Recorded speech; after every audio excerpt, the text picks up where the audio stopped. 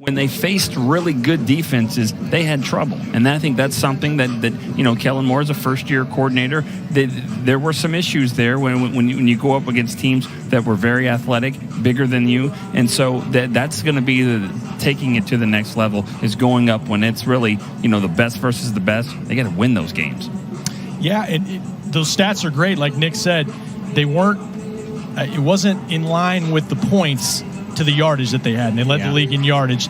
And that's when you look at the Cowboys the last couple years, even their playoff appearance a couple years ago, red zone has been a problem when they haven't been able to cash in and finish drives. They pile up yards, but that's got to be one focus there. And I think Mike McCarthy's influence is going to be big. Kellen Moore had Jason Garrett to lean on. Well, here's Mike McCarthy, too, who has called plays for the Packers for the better part of 13 years in Green Bay, and adding some wrinkles, but he doesn't want to change too much, which tells me he's very happy with what Kellen did last year and what he can be. Just some of the terminology is going to be different. As we take a look at some of the rankings from 2019 in terms of how that offense really improved in the 1 year that Kellen Moore was the offensive coordinator, really turned things around. Now, there was some added players. The personnel changed from year to year, and you're going to see that every single season in the NFL. But what Kellen Moore was able to do, like you said, Nick, it doesn't necessarily matter yardage-wise. You need to translate it and come up in the big games. Right, and not only in the big games, but also in the first half. We talk about this all the time. You can lose games on Wednesday and Thursday if you're not prepared and doing what you need to do, and coaching staff. And I thought there was a lot of times where they came out just so flat. So a lot of these yards, the Green Bay game, for an example, they were down by 17, 21 points, rallied to get it to 10, threw the ball around, but they were out of the game in the first quarter. That happened too many times. I think they need to be a little bit more prepared. Now, Rob, you were mentioning kind of the relationship that Kellen Moore had with Jason Garrett and the previous staff. How do you really feel like this relationship is going to grow between Mike McCarthy, like you mentioned, an offensive guru from his time in Green Bay? How is he going to be able to instill some of that knowledge on Kellen Moore in year two? Well, I think it's going to be huge. I think he probably sees a little bit of himself in Kellen Moore, and I think he wants him to have ownership of that.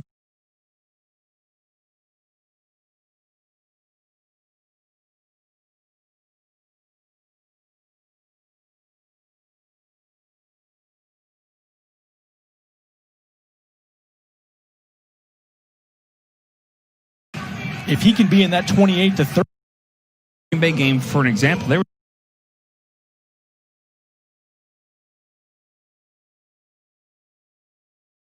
Whenever you talk about personnel, and I mentioned how personnel is going to change year to year, Ezekiel Elliott, he's not one of those guys that's changing. You don't have Jason Witten this time around. You don't have Travis Frederick. There's a lot of question marks on that offensive line as they continue to get older. But Nick, is there any question?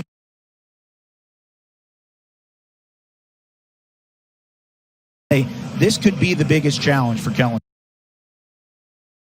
He's still a very good player, but that's still going to be a drop-off there. I think that the key is, look, there's Nate Newton over there, those 90s teams. Nate would say it. On 3rd and 2, he could tell the defensive tackle, man, we're running right at you. I'm hitting you. Then it comes Moose, and here comes Emmett, and guess what? You can't stop it. The Cowboys need to get to that point where they're going to run the ball, and as good as they are on the offensive line, I think short yardage and red zone, they've struggled. They need to be able to pick up those tough yards there, and I think that's where they start at center, the guard, left guard spot. They got to get those guys ready. It's nice to have 77 and 71 back out there, too, at the tackle position. Lyle Collins and Tyron Smith. You've seen it in practice. Aldon Smith, DeMarcus Lawrence, those guys are pretty good rushing the passer. Without those two guys in the lineup, it's been Dak flushed out of the pocket in these practice competitive situations. Having a complete offensive line, as Nick said, it's huge because Collins and Tyron have had some injury trouble in the past. They need a full 16 games from that entire line. Well, and it's been the case for this offense throughout the last couple of years, almost the last decade. The offensive line is what drives the offense. And Joe Philbin, coming in his first season, has had some success with offensive lines in the past. He was the offensive coordinator during the time when Mike McCarthy won the Super Bowl back here at AT&T Stadium 10 years ago, like we mentioned earlier. But what do you think his impact is going to be on even some of those younger guys, like a Joe Looney? Maybe not a younger guy, but it's really his first year as the go-to starter at center, maybe even Connor Williams at the left guard spot. Well, he's one of those guys that's a former head coach, which is great. A lot of times you see those guys, they come back into really focusing on their position, and they almost get kind of like, excited again, like, okay, now I'm back to just the basics. I don't have to worry about all this other stuff. I get to go and coach these guys and coach this line. I think that Rob said it, though. Those offensive tackles, if they're good to go, and getting Connor Williams has come back really quick from that ACL injury. He didn't even start off on PUP. I thought that was really impressive. So when you look at just the pedigree, all of these guys are top picks or at least fourth round picks. So all of these guys have done are really really good players, and now Philbin gets the chance to just coach them up. Yeah, and Rob, you mentioned this earlier, and I believe Nick, you actually alluded to it as well. But whenever it comes to the red zone, that was a point of emphasis that needed to be improved for Kellen Moore heading into his second year. Rob, is there anybody that you look at on this roster, personnel-wise, maybe it's a tight end or a receiver, maybe even the backfield, that has to improve in red zone in order to help the offense improve? Well, this is a big step for Blake Jarwin as the new starting tight end here, and I think he's got an opportunity to be effective not only in the red zone but stretching the field and also being that guy that Jason Witten was for so many years, working the underneath routes, being there in the middle of the field. But he's a guy at 6'5" that can be a jump ball type option for Dak in the red zone. It's his time. It's his opportunity. We've seen if they played the Giants every time when Jarwin's been in there, some big performances, right? And now it's, with probably double the snaps, what can he do? I look for, him in that role. What can he do to help the offense? No Jason Witten as a tight end. We'll hear from Blake Jarwin about Jason Witten coming up a little bit later on, but we're going to step aside. When we come back, more Cowboys night from AT&T Stadium as we continue, presented by American Airlines.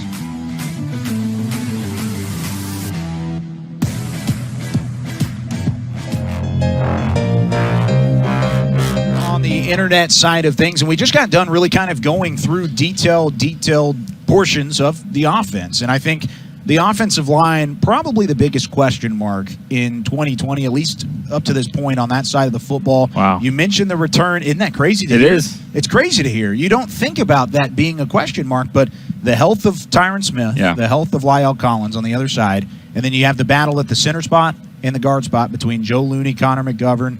You could throw Tyler Biadasz, a rookie, in there, and then other ones as well. But overall, what are your thoughts about this offensive line and exactly what you want to see from them here in 2020?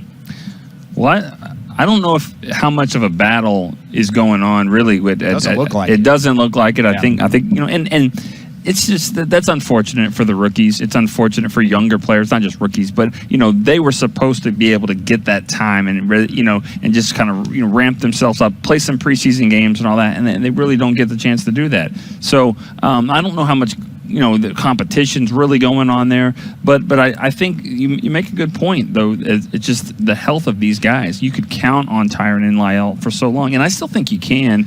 It's just that do you want them out there right now when they got some they're kind of banged up a little bit. But I think the key is going to be, what does Joe Looney and Connor Williams, those guys right there, if they come to play and they can really push people off the ball, then I think the offensive line can get back to where it was. Yeah, and Connor Williams said he feels better than he did even before the injury in December when he tore his ACL, so that's good. Not having Travis Frederick, I think he helped them in the red zone over the years. But Joe Looney, like Nick said, because there's not time for the rookies, it's an opportunity for him to step in with his veteran experience and do it. By the way, I don't think they're that concerned about Tyron. I think with the hamstring, they just want him to be ready. Lyle, they just want him to be ready. But it's a long season, and it would be nice to have those guys work together. There's no position that's more important in terms of chemistry than the offensive line. Yeah, you got to have that communication back and forth. 14 days until week 1, and whenever you go on the road, SoFi Stadium, you're going to have to go up against a guy like Aaron Donald on the other side. The offensive line has to be a little bit ready, and that's something that I know Joe Philbin and that entire offensive staff has been working for throughout training camp. When we come back, here comes Bill, Nate, and Mike back up top.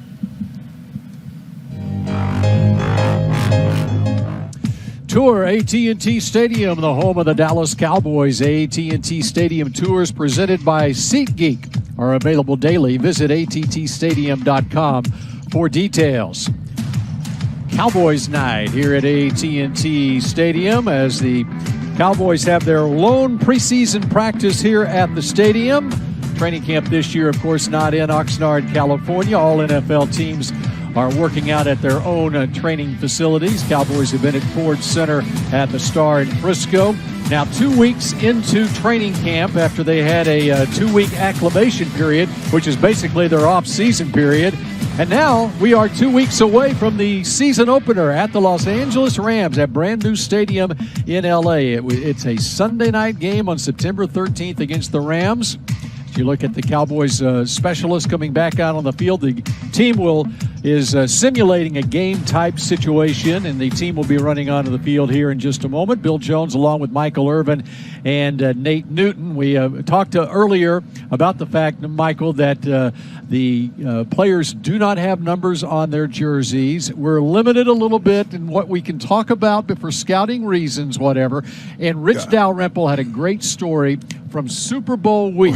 Yes, sir. In You will love it. Atlanta. Okay, Super Bowl 28. Jimmy Johnson is in his hotel room, and he's watching a report on television where there's a TV reporter at the Buffalo practice leading up to that game in Super Bowl 28. He sees in the background the Buffalo Bills run a shovel pass in practice. He calls Butch Davis. He says, have we seen them run a shovel pass in any of our in any games? Have they run a shovel pass? Butch says, no, I have not seen that. Well, they're running it now. Right. I just saw it in their practice in the background, okay? What was one of the huge plays in that game?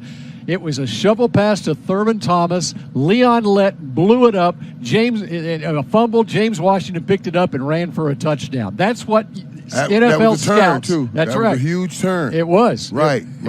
That's why teams are watching, and that's why we limit our And so shots. I've been told to give you a message by Scott Purcell that right when you walk up, I was supposed to say, hey, Steven just called and said we can't talk about formations. We can't talk about where players line it up. We can't talk about these young guys too much. So, you've been put on notice. So that's been handed down from the new guy, Mike McCarthy. Right. And I'm going to tell you this, my thoughts of it, I absolutely love it. I absolutely love it. You got to treat this like goal in Fort Knox, because that's what it takes to go get the goal out of Fort Knox. Right. It has to mean that to you. Right. I'm telling you, man, that carries on the football field. When guys know, okay, we got to coach. No, he's going to have something. He's going to make sure nobody else knows what we're doing. It all, I say it, and I say it sometimes in a lingo, in an easy way, so you can remember it. Like I said, hope dictate effort. Will dictate effort. If I got a lot of hope, I'll give you more effort. If I got little hope, I'm going to give you little effort. That's human nature in anything. That's human nature in anything. When you know a guy is secretive and he doesn't want anything he's doing getting out, that gives you hope. Well, we're doing something special here, which will produce more effort. I absolutely love that. I love that, man. That's a real coach. That's real coach stuff right there. And how about this? I mean, think about Jimmy. Okay, they had practice. Yeah, Jimmy was crazy. He's like back that. at his hotel room, but he's 24/7. Okay, Right, he's preparing for that game 24/7. He sees a TV report there, and he sees the Bills practicing in the background. He starts looking at the TV, going, maybe he can pick up something. Right, and he did. Yeah, and he picked it up. So you know, so that gives merit to the craziness of being this secretive about the football plays and what's being done. So yeah, I like that. I like what he's doing. Let's, of course, one of the real focuses of this offseason, the newcomer, the first-round draft pick, C.D. Lamb. Let's talk about C.D. a little bit. First, let's hear from C.D. himself on the prospects of, how about this, 3 1,000-yard receivers this year for the Cowboys? Understanding what we're trying to do here. We obviously have a goal for each and all three of us to have 1,000 yards, and we're going to work until it's done. Well, they came close last year with Randall Cobb as the third receiver, having 3 1,000-yard receivers a year ago. How about the confidence, though, of C.D. Lamb coming in here, and right off the bat, he gets number 88. And, Michael, you have to love that, don't you?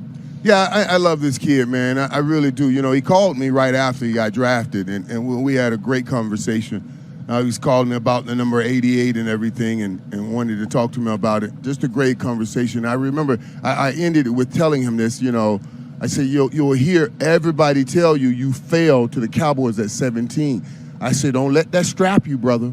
Don't let that strap you with that mess. Right, that's don't right. Even let them, you don't fall. You don't fall to America's team. You are placed here. You are placed here to do wonderful things. Now let's go forward and do those wonderful things. Put 88 where it belongs. I had to drop that in there too. You know what I mean? In a Super Bowl, that's what you do. Did you see him play a little bit in college though, Mike? Oh yeah.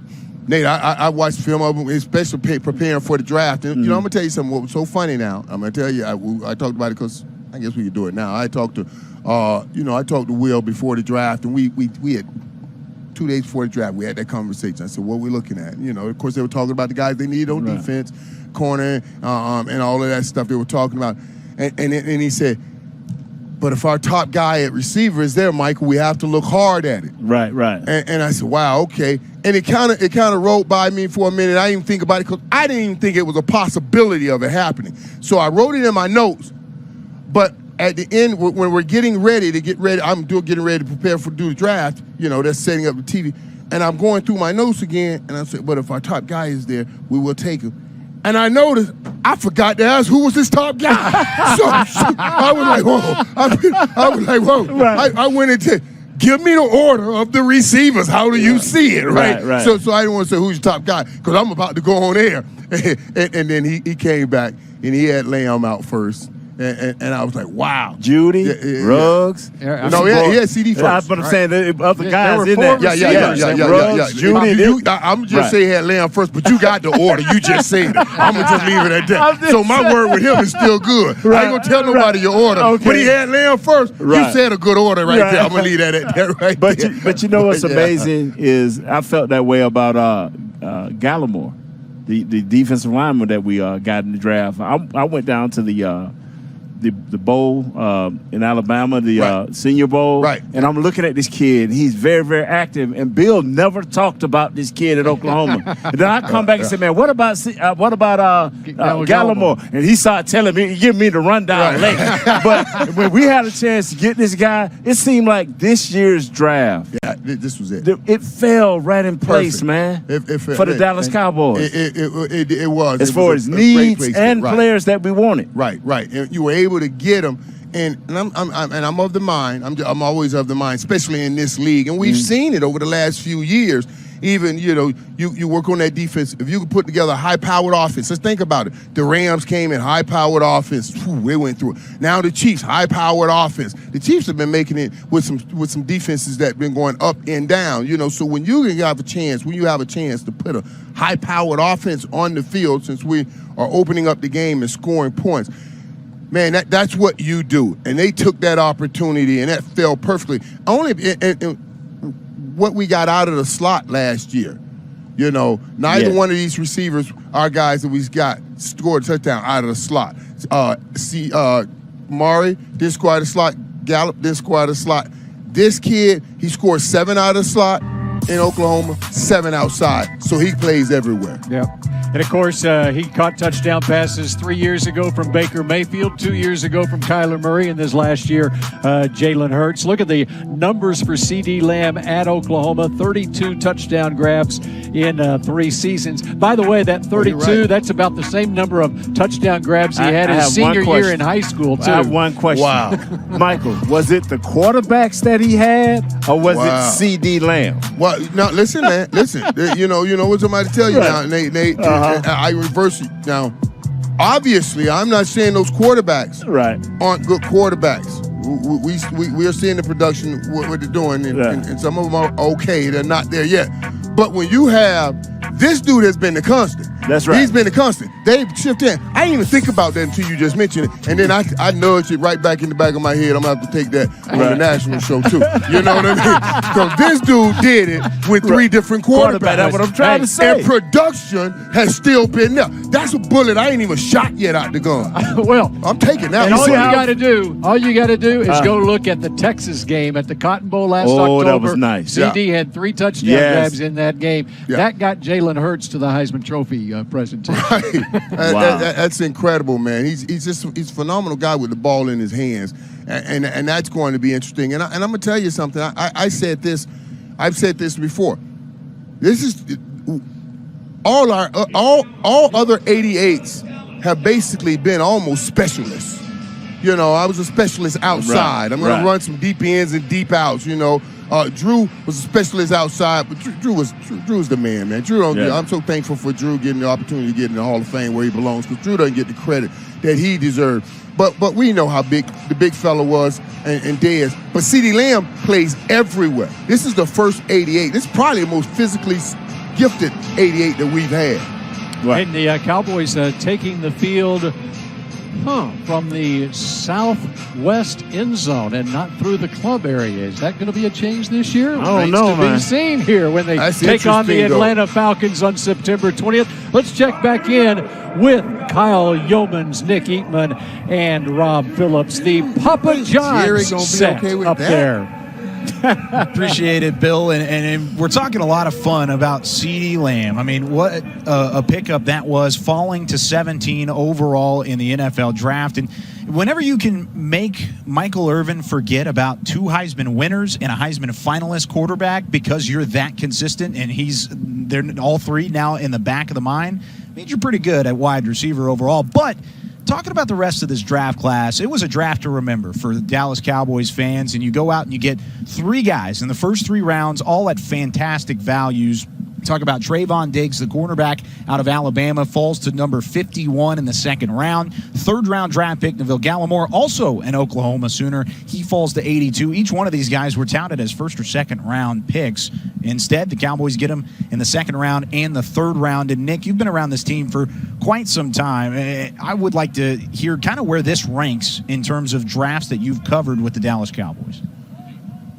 Sorry. I was like, why am I not talking? I hate to say we'll see, but we have to. We have to say we'll see. I remember one with Roy Williams and Andre Gerard and Derek Ross and Jamar Martin and Antonio Bryant. You're like, this is the best one of all time. It didn't always work out that way. Yeah. So we'll see, but they stuck to the board. That's what we always say. If you take care of business in free agency and just kind of plug up some holes there, then you can just sit back and go, well, if CD falls, that means Kyle's going to have to run 6 miles. But if that happens, then, that's an inside joke. Maybe you can tell later. But that, I think, Rob, when you're just talking about sticking to the board, just take the best player. We say it all the time. They did that. The best thing Mike McCarthy told us in January when he got hired was, and you know where I'm going with this, he doesn't care what system a guy played in college. Just is he a great football player at that level, and can he translate to the NFL, and we'll find a spot for him. And that's what they did. Nick's right. They stuck to the board, and they're trying to be multiple defensively and offensively and create versatility this season. And I think those guys all fit into that spot. Michael Irvin's saying that maybe the most physically gifted wide receiver at 88 that they've had in this franchise history.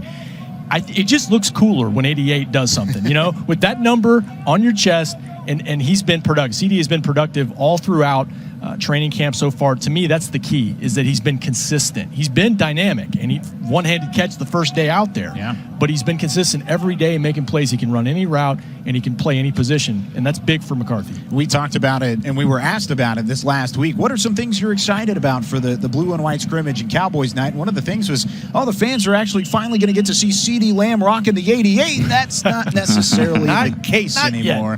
Not just yet, so you'll have to wait a little bit. But trust me, he looks great in the number. But when you're talking about some of the rest of these guys that were in this draft class, we'll start with Trayvon Diggs. Wasn't necessarily a hot start to camp, much like we saw with CeeDee Lamb. He took a little bit for Trayvon Diggs to kind of get his feet underneath him and finally find a little bit of a rhythm. But Rob, over the last couple of weeks, or at least last couple of practice, he's really stood out as a corner that's continuing to grow. He's stood out as much as any player on the roster, on the 80-man roster the last few days of practice, not just defensively, not just at cornerback.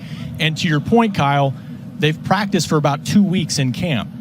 That was basically his rookie mini camp early on. I mean, think about the fact that rookies have not had the opportunity to play against each other early in the spring and summer, much less against 1,000-yard wide receivers. So it's been a little bit of an adjustment for him.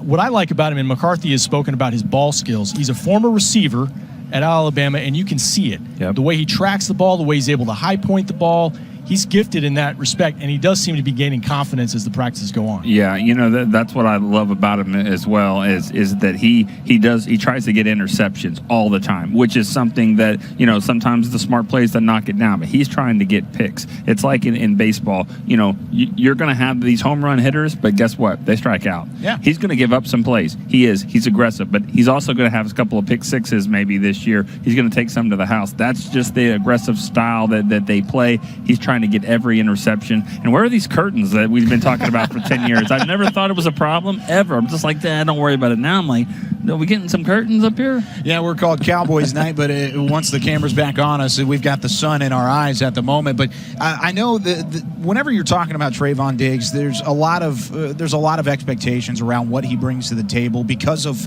really the lack of depth at the cornerback spot and really the troublesome spot that the secondary has had in the past. But you can't necessarily say the same thing about Neville Gallimore, the third-round draft pick. He comes into what originally was going to be a defensive tackle spot that included Dontari Poe and Gerald McCoy. Now, Gerald McCoy, of course, down with an injury. He's out for the season, no longer a part of the Dallas Cowboys, at least this year.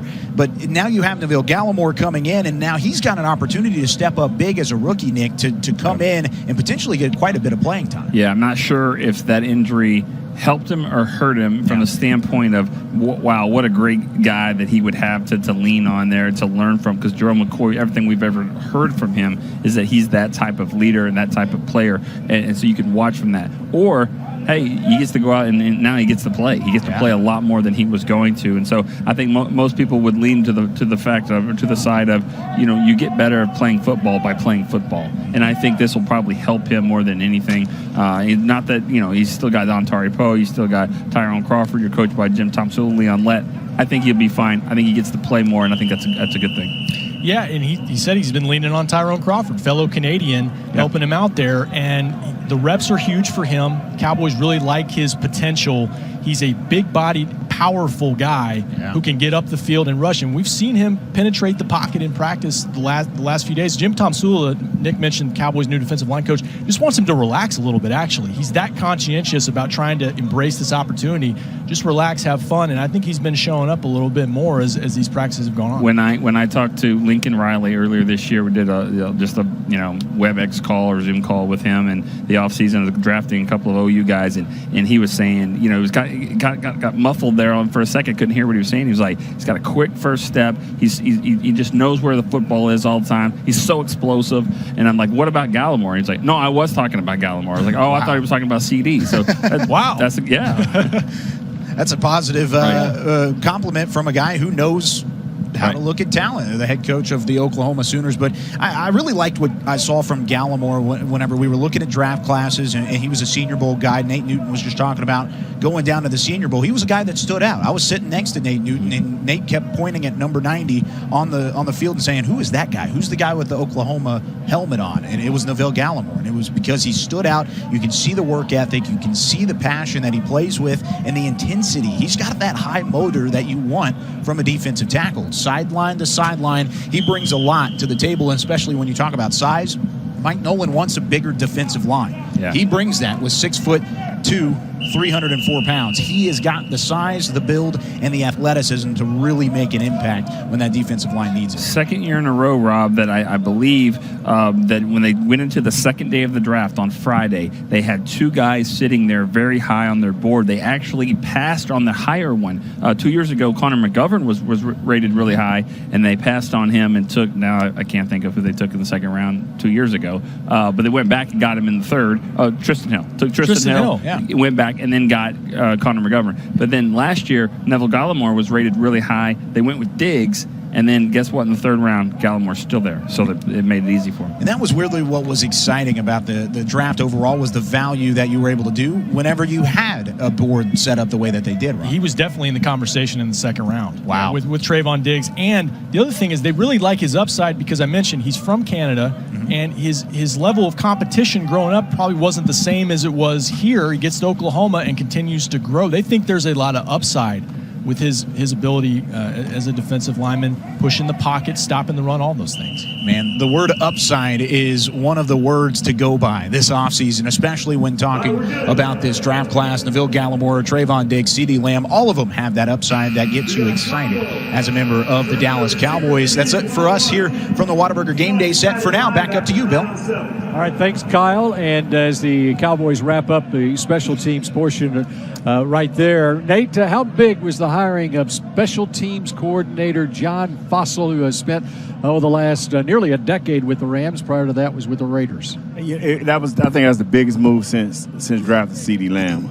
I'm telling you, when we watched last year and we watched a few games, especially the New England game when they got that black block punt, and that cost us, man. Yeah. And when you average starting on inside of your 20, when they can easily just catch a deep ball and move to the 25, and we average starting less than the 25, that was sad. Yep. Our coverage teams were not rated very high, and if you want to help your offense, and this is what our team is all about, Michael, is our offense, you have to have a guy like Coach Foster in place, demanding that the best from his players. And I think he'll take a few starters and put them out there on the field to help his team win. Makes it fun. Brings the focus back on special teams and you know those blessed years that we had, Nate, to win. We know how the focus was on special teams. And Jimmy used to talk about it all the time. I can't even recall a year that Jimmy did not call us in that room and broke it down. When you're starting at the 20, if you're starting on the 20 you're on 20-yard line, you have the 10% chance of going all the way. If we start at least at the 30, just another 10 yards, extra first down, that jumps up to a 30% chance of scoring. I mean, Jimmy had these numbers down packed to make sure everybody on special team understand the importance of special team, and those extra 5 or 10 yards, hold that block a little bit longer, can make a huge difference, like Nate was just sharing. Darren Woodson, Moose, a few other guys that were starters. On all 4 special teams. You have to demand the respect of special teams, because as the playoffs build down the road, and you don't have great players making great plays when at the right opportune time on special teams, you lose games. It hurts you. Yeah, little things like, and I laugh about it all the time now when you think about it.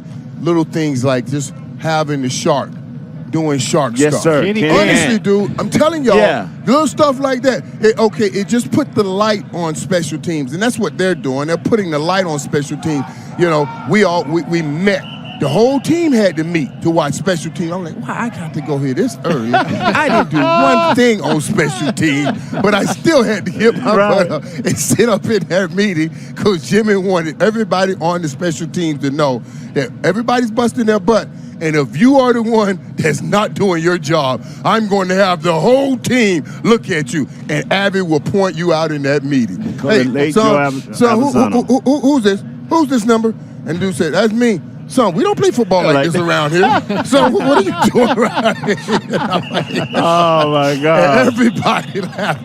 You better believe he stopped doing it. That's how we would start. We would have 8 o'clock meetings, but the first 30 minutes was dedicated to Joe Arizona and special teams. And Jimmy required, even our great Michael Irvin to everybody had to be in that meeting. Yes. You had to hear the special team meeting and the speech Abby gave with his pecs up there jumping. I'm like, man, I got to get up this early to go watch some pecs jump. And the other thing that comes with John Fossil is Greg Zuerlein, the new place kicker for the Dallas Cowboys. We continue with more Cowboys night coverage that's fun from stuff. AT&T Stadium. Rest in peace, Joe. We love you. All the way.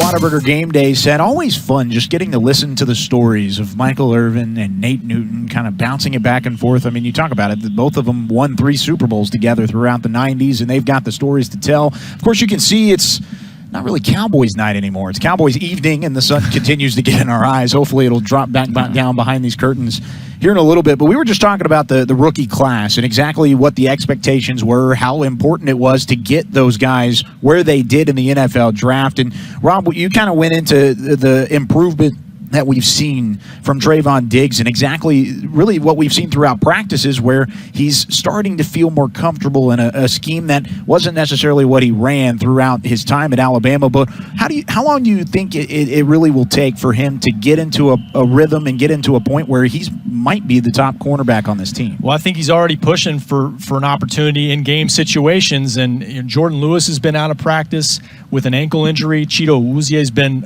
limited a little bit with what I think a leg or lower body injury. So there's been more reps for Trayvon, and I do think the confidence seems to be growing along with Nick, just his physical skills. He's a big corner. He can close ground quickly, and I mentioned earlier his ball skills. Playing wide receiver at Alabama, in addition to what he did at defensive back, it shows up. Right, and the last coach here, Jason Garrett, used to say it all the time. It doesn't seem like it's too big for him. Yeah, and I think that you can see that here. And I would think if you played at Alabama, you probably you're playing in front of crowds that are bigger than what you have, especially this year, of course. Yeah. But you're right. He attacks everything. He's trying to make plays. But like the guy said before, just now about special teams, it's going to come down to who can play on special teams and what role, can he get to the game and contribute that way. It's got to be somebody as a defender, or at least as a defense as a whole, that you could potentially lean on. I mean, we mentioned how thin the secondary has been, and now you talk about Jordan Lewis, Cheeto Awuzie. Those are two guys who expect to potentially be starters. They're banged up in training camp. Now, the expectation is that they will be ready for week one, so hopefully Trayvon Diggs will have some more time to kind of acclimate into a bigger, larger role. We'll be back with more later on here on Cowboys Night, presented by American Airlines. Visit the Star District and enjoy a variety of restaurants offering dine-in, takeout, and delivery. Visit thestardistrict.com to see all the Star District has to offer for the whole family. Cowboys night here at AT&T Stadium as the Cowboys have their one practice away from Ford Center at the Star in Frisco during this training camp, opening up the regular season 2 weeks from tonight at the Los Angeles Rams. Of course, one of the big stories of this offseason was the retirement of five-time Pro Bowl center Travis Frederick. Joe Looney is the guy that filled in for Travis Frederick in a very good way a couple of years ago, of course, when Travis had Guillain-Barré syndrome and was dealing with that. Looney started 16 games that year, and let's hear from Joe Looney now.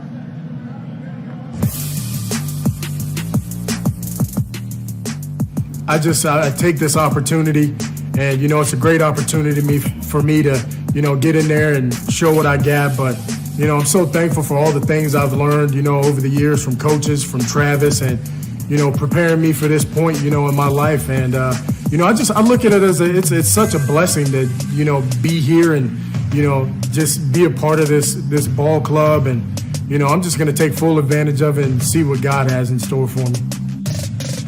Joe Looney entering his 9th season in the National Football League out of Wake Forest. And, there's, as far as his locker room presence, keeping it loose in that locker room, man. Michael, he's got some Nate Newton in him. Right. He got more than Nate Newton. First of all, he got a better body build. So, I'm going to tell you, one time I was walking through there, one of the rare times I go over there, I was walking through there.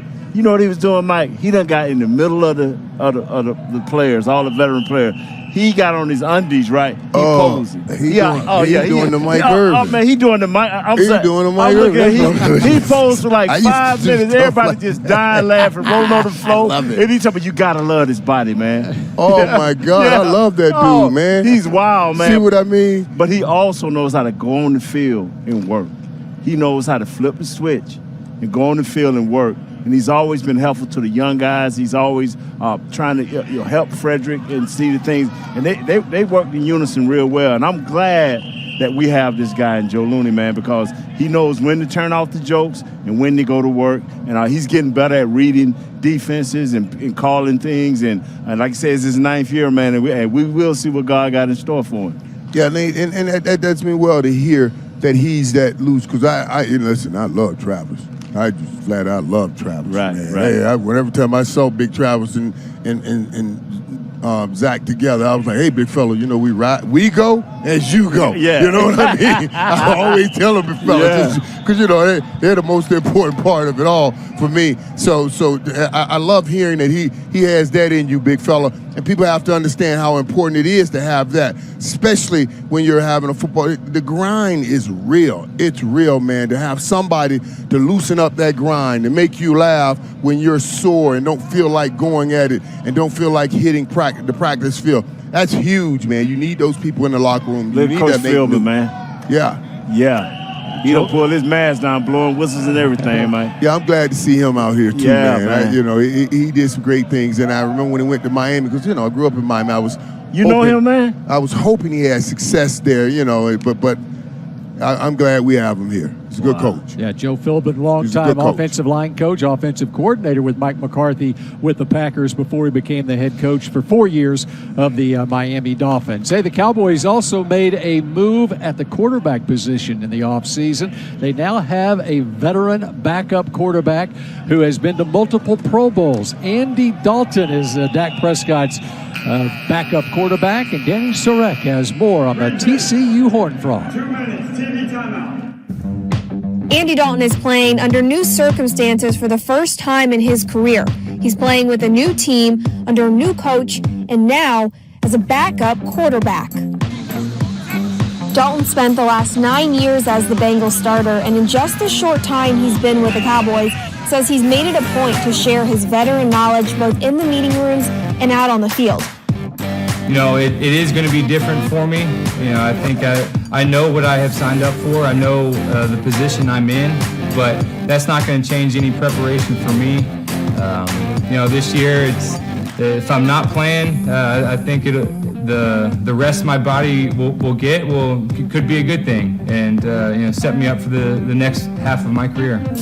When Dalton isn't playing, he says he'll be fulfilling the duties as the backup quarterback, which include talking through plays with Dak Prescott, diagnosing the defense, and even being Prescott's personal hype man.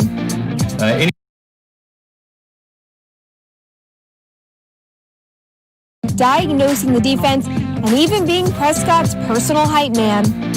Anything that you can give him that will help him while he's on the field, that's what I'm going to be thinking about, and cheering him on. I think that's another huge aspect of being the backup is you got to make sure that you're pumping the starter up and helping him any way you can. Andy Dalton has the experience and the skill to continue playing as a starter in this league. However, says there were two main reasons he decided to sign as a backup in Dallas. The first, proximity to family. Dalton is a Katy, Texas native, a TCU alum, and says being able to practice with his teammates this offseason and then come home to his family, especially in a pandemic, has given him the best of both worlds. The second reason for signing in Dallas, new head coach Mike McCarthy, who has a reputation for developing prolific quarterbacks, including Hall of Famer Brett Favre and current Packers quarterback Aaron Rodgers. Dalton says in just a short time he's been able to work with McCarthy, he can see why he is so highly respected in his ability to develop quarterbacks. I'm trying to learn from the experiences and that he brings. I think he's got a lot of good quarterback drills and footwork. I'm excited about the opportunity of being here. Dak's been great, ever since I signed here. I feel like our relationship has just gotten better and better, and we've gotten to know each other really well. And it's been a fun working relationship. And so I've told him I'm here to help him and serve in any way that I can, and just kind of bring my experience to the quarterback room. Andy Dalton, the new backup quarterback entering his 10th year. Of course, when Cincinnati drafted Joe Burrow out of LSU with the #1 overall pick, Andy saw the writing on the wall in Cincinnati. So it's a great fit for him. 1-year contract here in Dallas. And how about this? This is interesting. He joins a quarterback room now with an offensive coordinator, Kellen Moore, who's the same age he is. In fact, they met a couple of times in college. Andy Dalton TCU beat Boise State in the Poinsettia Bowl in 2008. Then the following year, they met in the Fiesta Bowl, and Kellen Moore got payback in that game as Boise State beat TCU. And then to close out his college career, there's another Cowboys assistant coach, Scott Tolzien, who is the quarterback at Wisconsin. Well, Andy Dalton beat him in the Rose Bowl to close out his collegiate career. So there's some stories probably going back and forth there as far as Andy Dalton's concerned. By the way, Kellen Moore, you see Colin Kaepernick on that list right there. Kellen Moore went 50-3 in his college career at Boise State. 2 losses to TCU, and the other one was to Colin Kaepernick in Nevada. Wow. How about that? Hey, good man. When we had this opportunity, when they signed him, I was excited, man. You know, a lot of people say, oh, it's a chip for this and that for Dak, but I'm like, nah. This is a coach in McCarthy, one of the veteran guy to come in and really help is valuable knowledge. You said Andy Dalton has seen a lot of things, and has seen a lot of things that didn't go well. Yes. And that's knowledge in that also. And telling a young Dak Prescott how to handle things, how to stay at even keel as you keep going and moving forward. So, yeah, I was excited to see that we got Andy Dalton as a backup to Dak Prescott. Now, I went crazy when people started talking about taking the backup off his name. And we don't need Dak. I'm like, hey, whoa. Put down that cup of juice because it's having you talking crazy. Put down whatever's in that. You know what I mean? Andy Dalton, number 2 all-time among Bengals quarterbacks with over 31,000 yards. We're back with more Cowboys Night coverage after this from your local station.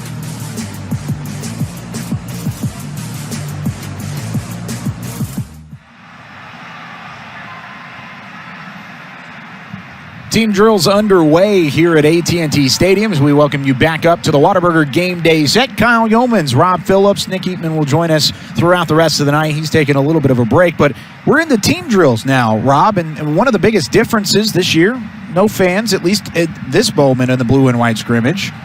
We've got crowd noise, which is kind of interesting. What are your first initial thoughts about the crowd noise that's going on? It's nice to hear it. We don't really hear it at the Star right now at Ford Center. It's the one thing about Mike McCarthy's practice so far is they've been awfully quiet. Not crowd noise piped in, not a lot of music. Expecting, at least on the road, there's going to be games where there's no fans potentially. Now, that's not going to be the story at AT&T Stadium, but it's nice to hear what sounds like a little semblance of normalcy there, I guess. You know, a little bit. It sounds kind of like one of those high school games that they host here at the stadium where there's nobody really back behind us anywhere, but down low there's probably somebody down there, right? That's what it kind of sounds like. But talking about Andy Dalton and the quarterback room in general, just really quickly before we head back to the TV side of things, but Andy Dalton has so much experience. He has that veteran capabilities that he's already shown in practice, but what is the kind of impact that he has on that quarterback room in general? Just another voice for Dak, and Dak is always receptive to that. I think it's important to have another set of eyes on the field to go to. And again, you know, the Cowboys playing the NFC North this year, not a lot of tape, any preseason tape on those opponents. I think Dalton spent some time in that division. That can only help prepping for what's going to be some games later in the season. That's a great point. The fact that you have a guy who has played them twice a year for the entirety of his career, almost a full decade full of it. 12th on the active list in quarterback completions, attempts, yards, and touchdowns out of all active quarterbacks in the NFL. Back to the TV side.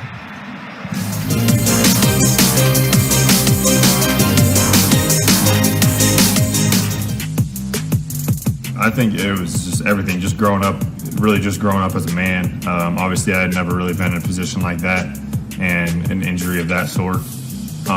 So it really kind of put things in perspective for me, and just to realize to not take anything for granted, and just to be thankful for every single day that you have playing this amazing game, because God gifted me to do this. So I'm just blessed to be able to be out there every single day and do that.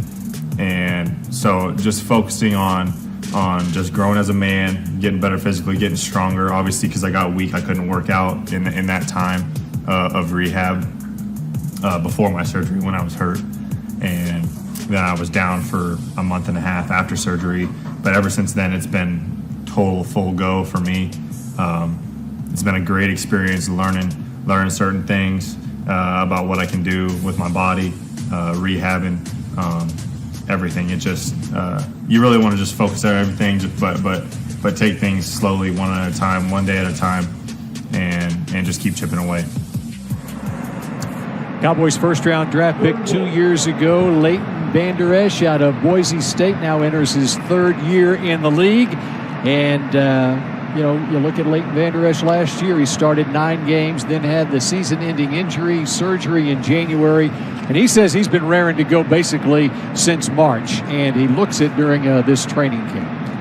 Thing about Leighton, man, we worried about his neck, and it still can be a question mark until we see the live bullets start to fly. But everything I've seen in practice, he's not hesitated to stick his head in there and to make plays. The drills he went through with shivering his arms and hitting things, Mike, and making things happen. Coming downhill, and now he's been moved over to the Mike position, so he's in the middle of things, and he's not hesitating in practice. And like I said, the tempo is high in practice, and they're meeting them guards and them centers head on. So far, so good. And I have to give him some kudos on that, Nate, because stenosis is what I had also, and that's what I found out when I, of course, went down in Philadelphia, that it was a narrowing of the spinal column. But I had a lot of debris from all the years of playing in my column. Quick slants. Right, all those years. He's fearless. No, I'm scared. I just got to go in here anyway. You know what I'm saying? I know what such thing as fearless. It was more courage, not fearless. It's courage. Courage said there's an ability to overcome a fear. I was running a lot in there waiting to hit you. I was scared. I just had to do it anyway. But with Van Ness, and that's one of the things I thought about, Nate. Like when you have an injury like that people know about, are you going to try to do too much to show people that you're not thinking about it? Right. But he's a young guy, right? He's a young guy. He hasn't had nearly the beating just yet. So he should be fine for some years. Now, after meeting those guys, in about another 7, 8, 10 years, they're going to have another conversation about that neck. I guarantee you. I'm serious. So hopefully everything will work out for him right now. But he's flying and running everywhere, and that's the key. Yes. And one of the things, Mike Nolan, the new defensive coordinator, one of the first things he did, he moved Leighton Vander Esch to the middle linebacker position and Jalen Smith to weak side linebacker. Let's hear Leighton first talking about moving to the middle. I want to hear about it. I mean, I want the weight to be on my shoulders. I want to be able to get everybody lined up. Like I said, I want to be that leader of the defense this year and just make sure everybody's in the right spots, and just so we can fly around and make plays and get the ball for our offense. That's really what our ultimate goal is, and just to get that ball back every single chance. Every single chance the ball's in the air, we can go get it. It's free game. Putting yourself in position to make good, hard tackles where you can go after the ball as you make a tackle, just having it on your mind at all times. Just being that leader out there, that vocal leader for them, knowing that they can lean on me, that I'm going to give them everything I got on the field. Like I said, because it put things in perspective for me last year, missing half the season and just not taking things for granted, and just knowing I got to go out there every single play and just put it out there on the line for my teammates and the coaches and just have fun doing it.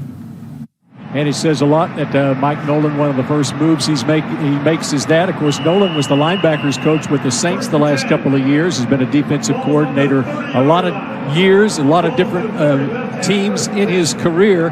And obviously the former head coach of the San Francisco 49ers as well. But moving Jalen Smith out to the will, which frees him up as well, and Leighton into the middle, calling the defenses. What it does is it lets Leighton be that natural athlete that we've seen with the Bears and Erlach and guys such as that nature. He's got that type of talent, that type of ability. But what you really do is you free Jalen up. He don't have to think. He just think his assignment, and then he's just able to run and be who he can be. You don't have to worry about lining folks up. So it's a twofold thing where you give Jalen a chance to just be free and be that natural athlete that he is from as an edge rusher and as a free runner at all times. But Leighton is that guy that's going to line you up. And then when you got Sean Lee helping him learn how to study and break down film, this kid should be awesome. After this year, after he get the know-how, the ins and outs, and the tricks that we can do as inside lineman, once he figure all of that out with a little bit of help of Sean Lee, hey, he should flourish. And by the way, Sean Lee, you see him in street clothes there. He's not been working out, but everything is apparently fine. He's good to go. He's good to go. There's no reason to waste him in the preseason, of course, with his history. But that linebacking trio of there that they have there with Vander Esch, Jalen Smith, and Sean Lee, it's pretty good. Yeah, and when I heard about the move, That's why I wanted it. I'm glad you brought all of that up, Nate. You make some great points in there. And I'm going to tell you what I thought about. I was like, okay, what do they see in Layden that they're putting him in the middle? Because when I think about middle linebackers, you think about the guys you just mentioned, Urlacher and all those guys. Just phenomenal. And I remember when they were drafting Luke Kuechly. Yes, sir. See, boy, let me tell you. And I remember watching Luke Kuechly, and I told people, I'm solo out there. I said, there's this linebacker named Luke Kuechly. And I said, he's the white Ray Lewis. I said, he's the white Ray Lewis. This dude was everywhere, man. I mean, everywhere. So, and now Ray was the man. Now Luke Kuechly was the man. So if you're telling me Van Der Esch give me a white Luke Kuechly, oh my God, we got something here. If you can tell me that's what you're telling me, we are about to get in the middle of this football field, because Kuechly was just a bad dude, man. And I'm gonna tell you something. They talking about Jalen Smith too, because you talk about Mike Nolan. Yeah. Mike Nolan saw that. I was here too at that game when Dallas played New Orleans 2 years ago, and Jalen took off and tracked. He tracked Alvin Kamara on the sideline. Right. And when he hit Kamara, I took my microphone off. I said, "Oh my God!" It was like it was a collision, and I thought, "Wow, what speed!" And now that he's able to just cut speed loose and not think, that's right. That's going to be terrible for some offenses, because that kid's so physically good. That's when you verbally changed your mind that New Orleans was going to beat Dallas, and we went back with your Cowboys. No, I was with the Cowboys all the way there. I lost my voice. I lost my voice in that game. Arguing with Smith. Yelling. That's your change. Yelling and running up and down the sideline. Oh my God, I was so happy, man. Yeah. And those poor people, I want to apologize to all the fans that were, holding out their hand, and I was slapping their hand. And you was hurt. Man, my wife said, you were breaking their hands. Don't ever do that again. So, I was just so excited, man. Because that was one of those big games we talked about here in this stadium, that we haven't had enough victories in those big games. But I think Mike McCarthy's going to change some of that. This should be a home field advantage. And Mike Nolan, it's going to be interesting to see how he works this Cowboys defense. Mike Nolan has a long heritage with the Cowboys. His dad, starting in 1962, Dick Nolan was an assistant coach on Tom Landry's staff, and then he became the head coach of the San Francisco 49ers, came back in the 80s, and in fact, Michael, you were there when Dick Nolan returned to the Cowboys. He even was coaching under Jimmy Johnson his last couple of years. Coach Nolan was the original Marlboro man. Yeah. You know that, right? See, for real, man. I mean, I hate to break that up. I know that ain't a good thing smoking, but hey, he was the original Marlboro man. But a football coach all the way, man. Yeah. A football coach all the way. You're not surprised that everything that came in his lineage is all about football, because that's what he was about. He was a football coach all the way. And when you look at this Dallas defense, they now have some interesting pieces to work with. In the next hour, we'll be talking about Everson Griffin and Aldon Smith as well. Let's turn our attention to the Cowboys offense once again, and specifically Tony Pollard, as Tony Pollard enters his second season in the National Football League, and we asked Tony Pollard about the prospects of what he learned from his rookie season going into his second year in the league. It's my mental, my mental aspect of the game, Physically, I'm pretty much the same as last year, but mentally, I'm in a completely different state as last year, just knowing how to play things and knowing what to expect and just seeing things before they happen, just from the experience of last year and having a whole camp under my belt from last year. A lot of coaches talk about the strides that a player makes from his first year to his second year is the biggest that he'll make in his career. If that's the case with Tony Pollard, look out. I tell you like this here, the few times I saw him, because I'm always into the running backs. Mike know that. I'm like, what is his difference about this kid? Well, what I noticed about him, I told Nick, I say, Rob Phillips, I told him, I say, man, he's a little bit more smoother. And last year, he would just take off. He'll see a hole in his take off. Now he'll play the hole a little bit far. He'll ride the blocks a little bit before he explodes. He's learning where to read the blocks, better, to anticipate. Right. And now when before he takes, he was just getting out of there. I gotta go. You better get over here and make this block. Right. Now he looks a whole lot smoother, Mike. Yeah, it's funny you bring it up, David. Last week, Wednesday, we had Emmett and I, we ate together. Well, last week, Wednesday, Emmett, Troy, and I ate together. The week before that, just Emmett and I met for lunch. And he was talking about that. Emmett was talking about that. Talking about when you come to him and say, I'm trying to, and he just said, hey, big fella, just get on him. I'll read you. Just get on him. I'll read you. Because it is something. You get in, and Tony Pollard's physically gifted. You get the ball. Think about it. Think about how that works too now, guys. At high school and even sometimes in college, Tony Pollard gets that ball, he gets the pitch. He beats everybody to the sideline. He's up the sideline. He's gone. You're not beating everybody to the sideline at this level. I'm just telling you right now, if you think you're going to get that ball and hit that sideline, somebody going to come right around that corner and tear you up. So he had to learn how to wait on them blocks. Yes. Like, let this guy get out here before I get torn up. And that's a big thing. I can't wait to see what he does this year. And how about Skip Peete returns to Dallas as the running backs coach? You know what, man? I did a bad thing to Skip. We were in the lunchroom before this pandemic, right? He walked up to me, Mike, and you know how when I ain't seen you in a long time, how I'm going to scream and holler your name. And I think I embarrassed him so bad, I done tried to call Skip Peete 700 times since then. He won't answer his phone. So, Skip, I love you, bro, and I didn't mean no harm. I was just excited to see you. Glad you're back. And Skip is a different guy because he's going to ask for Zeke and he's going to ask for Tony Pollard to be the best you can. And he's going to work on techniques. Not saying the last coach didn't do this, but he's going to force these guys' hand to be better than what they are right now. Yeah, and I just like that we have, honestly, when you get a new group, everybody, it just kind of perk up their ears a little bit. Yes. Because we're all football players. Football players want to satisfy. That's why we practice so hard. You want to make everything perfect. You want your coach to believe in you. They have to show these coaches again, hey, you can trust me, you can believe in me, and everybody perks up. I just want to see it carry over on the football field and show up in the games. Skip Peete was the Rams running backs coach the last 4 years, so he had Todd Gurley there with the Rams, and of course he was the Cowboys running backs coach starting when Wade Phillips was the head coach starting in 2007 and stuck around for a couple of years with Jason Garrett through the 2012 season. But it's going to be interesting, and everyone talks about the Mike McCarthy offense, and with Kellen Moore as the offensive coordinator and the emphasis on the run game with Ezekiel Elliott and how they use Tony Pollard as well. It's going to be very interesting once we start playing games to see how the run game mixes with the pass here. You know what?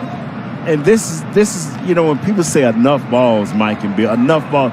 I've never thought we had a problem with that here in Cowboys. Ever since I've been here, Mike had his balls, Emmett has his ball, Alvin has his ball. I mean, is it a such thing as not enough balls, Mike? No, there are enough balls as long as you're winning. Right. As long as you're winning. And as long as Michael's right, getting as long his as you're share. winning. Right. Now, honestly, because if you're not winning, then everybody starts trying to figure out why we're not winning. Right. You know what I'm saying? But as long as you're winning, there are. Yeah, and absolutely. And Zeke changes certain things. Like, listen, let me tell you something, man. Everybody's talking about all this power we have at the wide receiver position. And guys, I want to talk about Blake Jarwin, too, and what you guys see in him. Because I think that's going to play a huge role this year. Blake Jarwin should play a huge role this year. But we're talking about all we're doing in the passing game. And now, if people come in, think about this. All these last few years, everybody come in, they play the run. Now, if you're starting, we got to worry about playing the coverage now, playing the pass. Man, Zeke, that new sprint, that new step you say he has, that's going to be incredible. Because now, Zeke doesn't have to carry the whole game. It was like, we would have a saying, you can take it how you want it. You can lose by air or you can lose by land. It doesn't matter as long as you understand you're going to lose. Right. You can pick your poison, and that's what the Cowboys have an opportunity to go back to now. You can pick your poison. You can't stack this line of scrimmage anymore to stop Zeke with what we have on the outside. And if you try to stop that pass, now Zeke is going to kill you. So you pick your poison and get it going. And then it's enough balls. Yeah. It's enough balls. If everybody's winning and we're scoring a lot of points, you don't have a problem. All right. Coming up, we'll be hearing from Cowboys owner Jerry Jones. This segment brought to you by Miller Lite. During the 2020 season, pick up special marked packaging at participating retailers featuring the Cowboys' 60th anniversary imagery and logo for your Cowboys season-long game-watching occasions and events. Is that your arms on them cans, Mike? Is that on the Miller Lite cans? Are that your arms? Those are some nice arms. It's gone now. Look at that. Yeah. How about That big Everson fella? Griffin's arms? That's Evan Griffin, man. Yeah, that boy, that big fella, hey, boy. He's different, Dog, man. dog. He's different, man. He's Is a he? baller. Yeah, he's different. Is he bad?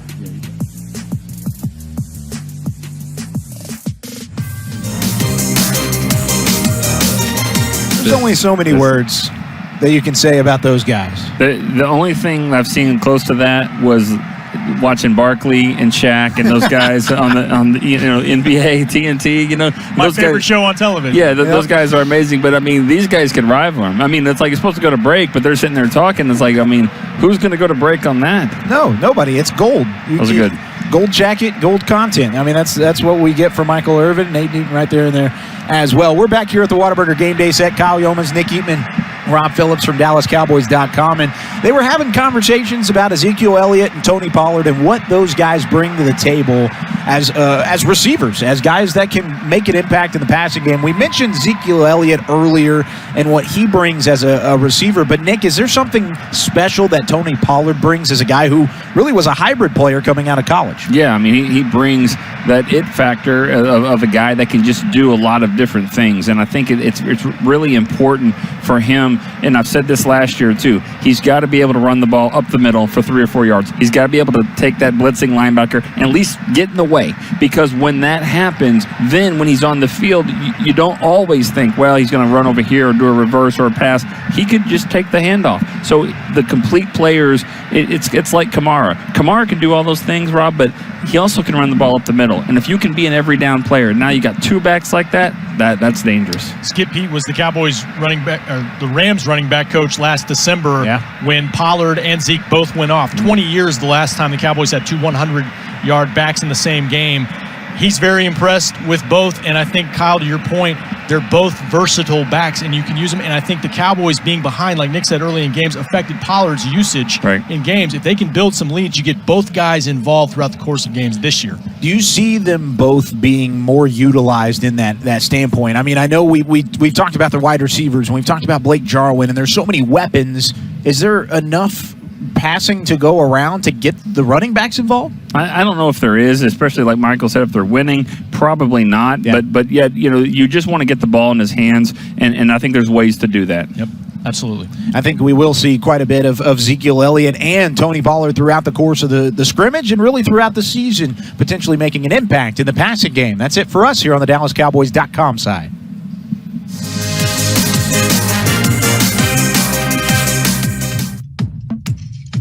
It was my favorite football team growing up. Emmitt Smith. People actually don't know I'm named after Everson Walls. He was number 24 here.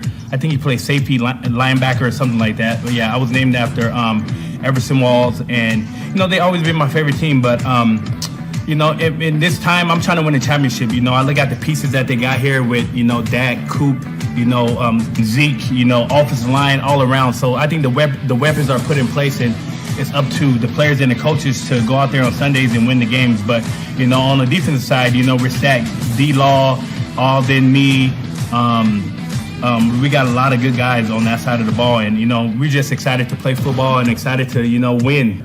Cowboys been one of my favorite teams all along. I'm excited to be here, man. I'm excited to play football. I still got a lot of gas in the tank, and it's going to be a really good year. It's going to be an awesome year to, learn this way and play with the boys and, and contribute. That's what it's all about, contributing. The sounds of training camp brought to you by AT&T. Bill Jones, Michael Irvin, and Nate Newton, and Everson Griffin, who signed with the Cowboys less than a month ago. And what a great addition that is to this Dallas defense. Of course, the Cowboys lost Robert Quinn and his 11 sacks to the Chicago Bears in the offseason. And now they replace him with a guy with 74.5 sacks in his career, 4-time Pro Bowler with the Minnesota Vikings. And plays to run well. Got 2 great moves coming off for the pass rush. Has looked nice. Plays with high intensity. Got a great motor. Can share with the young guys. I'm telling you, we've been looking for that guy. And the last guy we had at that position was a great pass rush, but I'm talking about an all-around guy, Everson Griffin. He plays and run a little bit better than Quinn, Mike.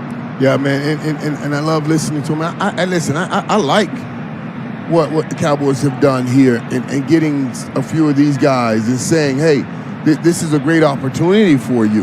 You know, Everson Griffin, Alden Smith, all of these guys are a great opportunity. And if they're anywhere near what we've seen their ceiling to be in previous years, wow, this will be a home run for the Dallas Cowboys. Just a home run on that defensive line.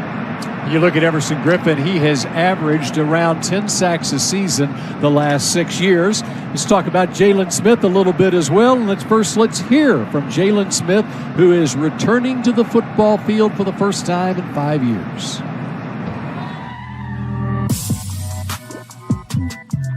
We got something to prove this year. Not only this defense, but this entire team, man. It's been too long since we won, and that's our focus. I'm sorry, I was thinking of Alden Smith. Hey, I don't hear from Alden. I said well, Jalen. You know, hey, listen, right. But they brought you Jalen's been on that field. But they on top of us, so they brought you Jalen, baby. And I'll talk about Jalen again. I think the Jalen that we saw last year was a little bit off kilter. I think he's refocused, got his mind back right. I think last year, Mike, he went off and got a degree from Notre Dame, so he didn't give that on-the-field work that he gave previously when he was coming off the injury. Now he's had a whole off-season to rededicate himself, and now they put him to that wheel backer and other positions where he can just freely run and be who he can be as an athlete. We'll see that guy close to what we saw at Notre Dame, I think, either 2 years ago. Yeah, Jalen's a smart guy.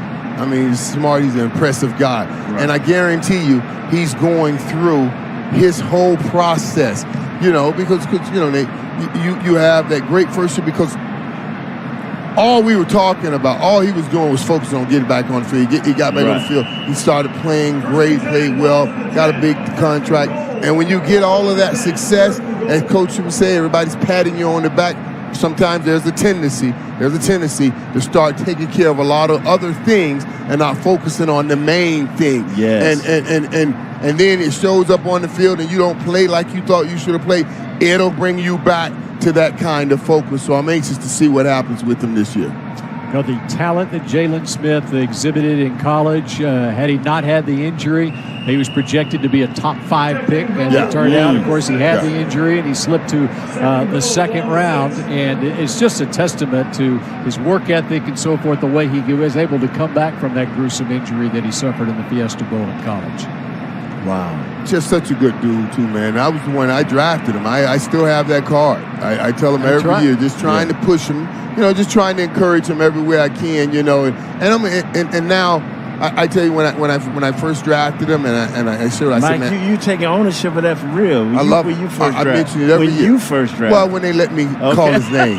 You know what I mean? They let me call his name. Where Commissioner Goodell gave me the card, and I got to call his name. And just wanted to encourage him. I said, man, I still have that card. And I told him, I showed him. I said, I told people I'm going to have him sign this card when he shows up in Canton one day. And I want to just give him something to look for. He said, man, yeah, you believe? I said, I have it. And he's done a great job getting back on the football field, man. That was incredible. That's an incredible journey. You got to respect that. Of course, Jalen Smith amongst the veteran guys that are back this year. But you look at some of the newcomers for the Cowboys. We talked about Everson Griffin a little bit. Here are the notable additions in the offseason, including safety Clinton Dix, who was a first-round pick of the Packers back in 2014. Andy Dalton, Cam Irving, who projects to be the swing tackle. He's a former first-round pick himself. Dontari Poe, a former first-round pick. Alden Smith, a former first-round pick. And Darian Thompson was a third-round pick of the Giants, who has been impressive in camp. And then Greg Zuerlein, who was a sixth-round pick as a kicker of the Rams in 2012. Pretty good additions, though, in this offseason. And we're not even mentioning Gerald McCoy, who was a first-round pick and the number 3 overall pick. And that was the worst news that has happened at training camp was in the first padded practice, Gerald McCoy goes down with a quad injury that required season-ending surgery. And due to his contract situation, we had a quad injury clause in the contract. He was released. But you talk about a guy who, even though he can't go in the building and is not a member of the team now, Gerald McCoy is a guy mentoring some of the young defensive players, defensive linemen on this team. From the day they signed him, man, that is what he said, Mike. I want to help these people grow. And not Dontario Poe, but the other kid, Gallimore, and he took a liking to him, got OU connection. He said, man, I'm going to bring you up in the right way. I'm going to teach you how to be a professional, Mike. And teach him how to watch film. Yeah, teach him how and to you prepare, know right. that being a professional is what gets you there. You know, you can come in with all the talent in the world, but you have to learn how to be a professional. Some guys, you were born that way, Mike, hungry and professional. But me, I was a little bit immature. No, Nate, no. Trust me. Don't even go there. But did you start from day one? Did you not start from day one? I did start from day one. I did start from day one, but I don't know that you can put mature on that. No, I don't know that you can put mature on that. You know what I'm saying? I started on the football field. I started a whole lot of mess day one too. But that's just another story. But let me tell you, man, I felt for him. Yes. I felt for Gerald McCoy. I know Gerald McCoy bought the house, bought one of my friends, a doctor friend of mine, bought his house, and he still went through with the purchase. Right. He was closing on the house the day he got hurt. And he still went through with the purchase. And there's nothing to say you can't come back and sign with the Cowboys again next year. And that's what I'm hoping, and that's why I bring it up. So I'm hoping we'll get an opportunity to get that for him to play with the Cowboys, because I know he wanted to play here. And I know that guy right there, Jim Tomsula, wanted to coach him, and Jim Tomsula is excited about the other defensive lineman that he's coaching. Tomsula, one of the more respected defensive line coaches in the National Football League. Of course, the Cowboys lost one in Rod Marinelli, but Tomsula, who was in San Francisco, in fact, under Dick Nolan, there's a guy right there who is a roll up his sleeves and get down to work kind of coach. And, of course, he eventually became the head coach of the 49ers 5 years ago, and most recently was with the Redskins. Yeah, and does a great job coaching. And guys, we were talking about McCoy. He coached on the front end. I'm going to tell you something, man. And I don't even know which one it is. And I'm looking for Clinton Dix out here. I want to see what we have at that safety position. Number 27. Yeah, find the number. Right. Find that number. Because, I've always thought he was a gifted and talented player that wanted to make plays and try to get you some turnovers. Now, sometimes I thought that he would make a decision on trying to make a play at the wrong time. Right. You know what I mean? I want you to try to get the ball back. The great ones always do that, but you have to also be calculating on when to take the risk. If you're up by 10 and we're killing clock, don't go for that interception. Let's just keep, don't go for the interception and give up a big play. Let's just keep chopping down these plays and killing the clock and making a play. And Clinton Dix, I want to see if Mike McCarthy and those guys can help control that. Help him know when to try to make that big play, not always try to make it. Clinton Dix with 16 career interceptions in his 6 years in the National Football League. When we come back here, we're going to be joined by Cowboys owner Jerry Jones. This segment brought to you by AT&T.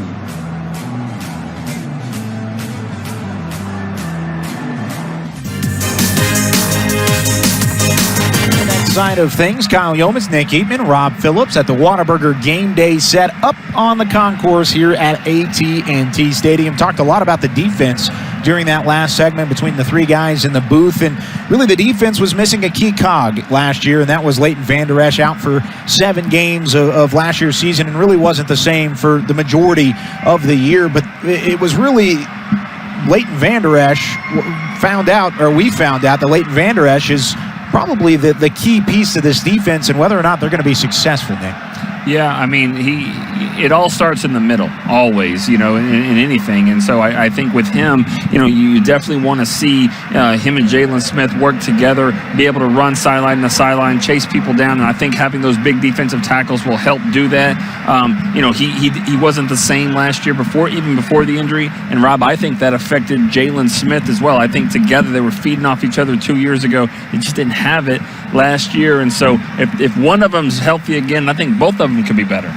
Yeah, and they both had really great starts to camp. I mean, Jalen's been arguably my favorite player to watch in camp. Yeah. Moving forward, making plays, would-be tackles, covering players down the field. He's been really productive. And Leighton, like you mentioned in his soundbite earlier, he really wants that leadership role. And Mike Nolan, defensive coordinator, said he probably moved him to the middle linebacker spot, maybe because he's a little bit bigger of a linebacker than Jalen. But we all know what Jalen can do as a pass rusher, as a blitzer. I think it can bring out the best in both, accentuate both their strengths by moving them, and it's kind of a subtle position change. I think Dontari Poe is going to help them more than anything. Oh, yeah. Dontari Poe in there, Antoine Woods, eat up those blocks, let them run around and make those plays. The best middle linebackers in the history of the game. Ray Lewis, he had Saragusa up there. Yes. Singletary had the big boys, McMichael and Fridge. They have great guys in front that's going to help them free them up. Absolutely, and I think every time you're allowed to free up your linebackers and let them play to the football, they're going to be better. And we've seen that from Jalen Smith throughout training camp, like you said, Rob. The fact that he's the middle linebacker and he's able to play the football, play back in coverage from time to time, he looks more comfortable. He looks free. He looks at least back to the point where you want to see Jalen Smith playing at a Pro Bowl level. And I think having LVE next to him absolutely plays a role. Heading back up to the TV side.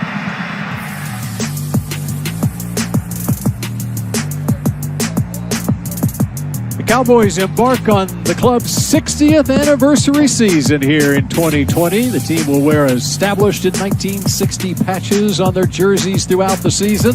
Throughout 2020, the club will be introducing special events, recognitions, and announcements to commemorate the 60th anniversary of the Dallas Cowboys. Among those, the selection of the top 60 players in team history, with a show being released next Sunday evening on DallasCowboys.com. As we welcome you back here to Cowboys Night at AT&T Stadium, the Cowboys practicing, taking a break from training camp at Ford Center at the Star in Frisco to have their one practice here, simulating a game night here at AT&T Stadium. Bill Jones with Michael Irvin and Nate Newton, and it's our pleasure now to be joined from across the way. Cowboys owner Jerry Jones joins us now. And Jerry, I got to tell you, when Michael came into the booth, he was so excited that we've got football, okay? And there's a lot of people over the last 5.5 months that wondered if this would be possible. How does it feel like for you to be able to watch at least your team out here on the football field at AT&T Stadium? I'll take a read on Michael's instincts every time. If we're out somewhere, I like it when Michael perks up. He's always got the right read. I'm right here with him. This is very exciting. I must tell you that I didn't think we wouldn't be here about 5 months ago.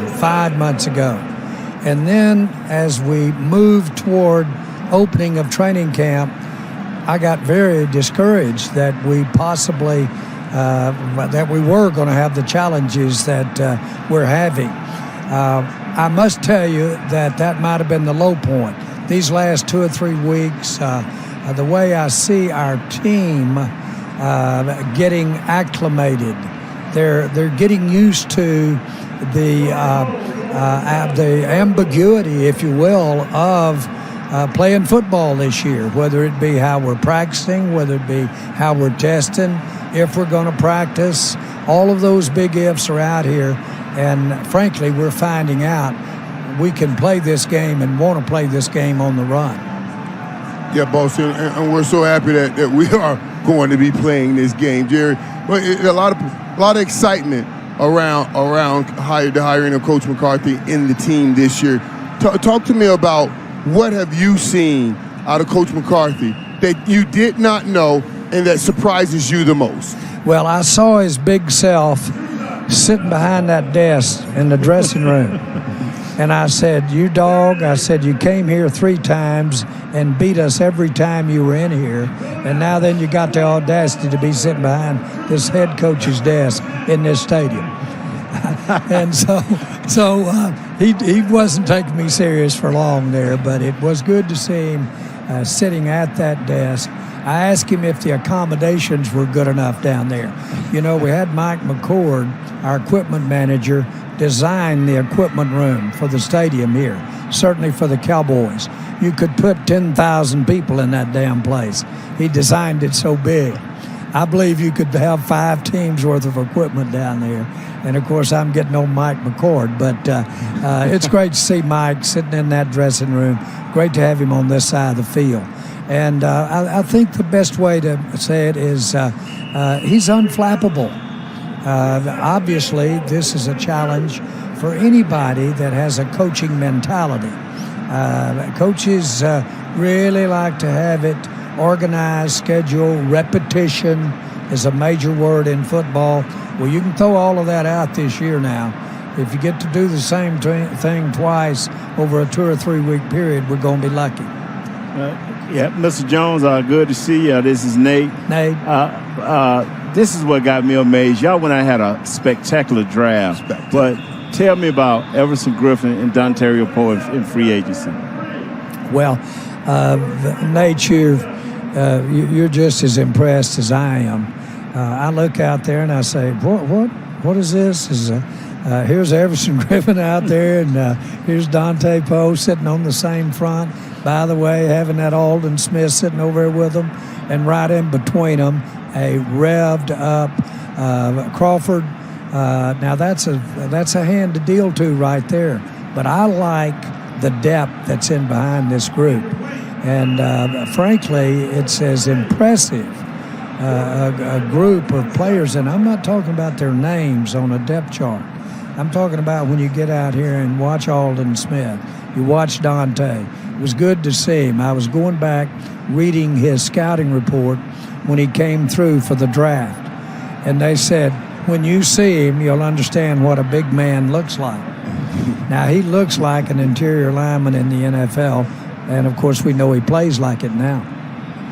You know, we look out here, and there's such a different look to this preseason, Jerry, without the preseason games. We look out here, and we're seeing no numbers on the jerseys, but that's something that Mike McCarthy and the coaching staff needed to do to make sure that they can keep their competitive advantage going into the season, right? Well, yes, and what's unique is that we'll be cutting down at the end of next week. Well, this really is the first exposure. When I say cutting down, we'll be going down to our normal roster size from the 80-some-odd players that we have now here. Well, that leaves us just a matter of 2 or 3 days. Why have some down the line, and this is really what this is all about tonight, why have some down-the-line guys that we may want to get over to our practice squad? Why have them come out here and show up with a number so that you're just advertising them for another team to look at on this presentation tonight? So that's what that's all about. It's just not like we were doing preseason, had weeks to continue to evaluate. We're going to have to make some decisions on these guys, and we're going to have a couple of tough decisions. Jerry, we were up here talking earlier, and the guys informed me of the code of secrecy around Dallas now, and how you have to carefully talk about what's going on the football field. But I'm going to try to focus you in a little bit on Diggs, the cornerback. Talk to me about what you've seen in this young man. Well, you saw tonight, you saw him a couple of plays earlier in those early pass drills. You saw that length.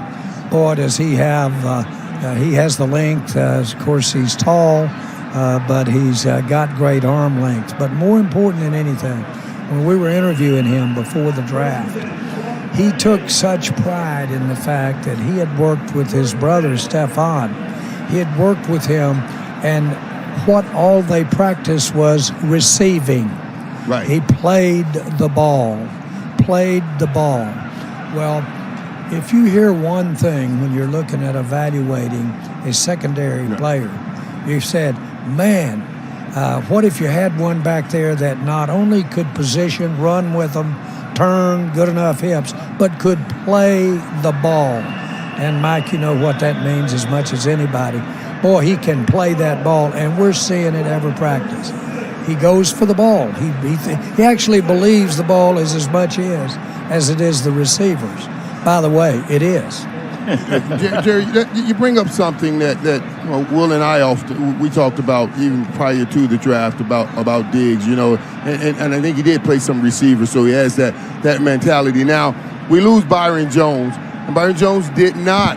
He covered great, but didn't get an opportunity to make a whole lot of interceptions. How much of that you just talked about, because it's one thing to have a cornerback that stops and knock down a pass. It's a whole nother thing if you can get a guy that can catch it and run it the other way. How much of that played into the decision of us not having Byron Jones here, and certainly us going to get Diggs? Well, when we evaluated the corners, there were at least 3, possibly 4 players that were right there that you could use a first-round pick on. And candidly, the one that certainly our coaching staff and Mike, but frankly, Stephen, Will, all of us, he obviously was a receiver in a cornerback's clothing. And that was the difference. And that's when we sat down, we said, well, what if X falls to us, or what if X falls to us? Almost unanimously, we said, if Diggs is still there, Diggs is the ball hawk. And it really was quite a relief after we had gotten Lamb to have Diggs be there for us. Mr. Jones, I got to ask you about this because Playmaker brought it up, Mike Irvin. He say this CD Lamb is got the potential to be the best 88 ever. Is that true? Well, he's being modest. He said he can play several positions. Right, because he plays inside and outside. Most of us were one guy playing what they call one-trick ponies. He's right. We played outside. This guy plays everywhere on the football field. Nate, yes, did he sir. have that beautiful smile from ear to ear, from ear to ear, Yes, and those eyes rolling? Yeah. He sucked me in so many times with that smile.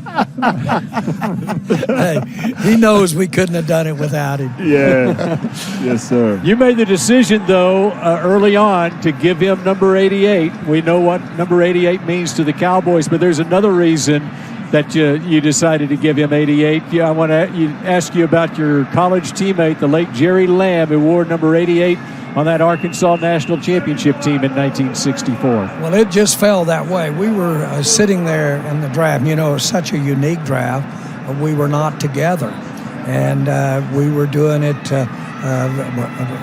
and it was really very successful for us. I think we ought to do them all that way because, frankly, I got to zero in more on the interviews and more on the information. But we were sitting there in that draft, and boy, there our defensive end fell to us from LSU.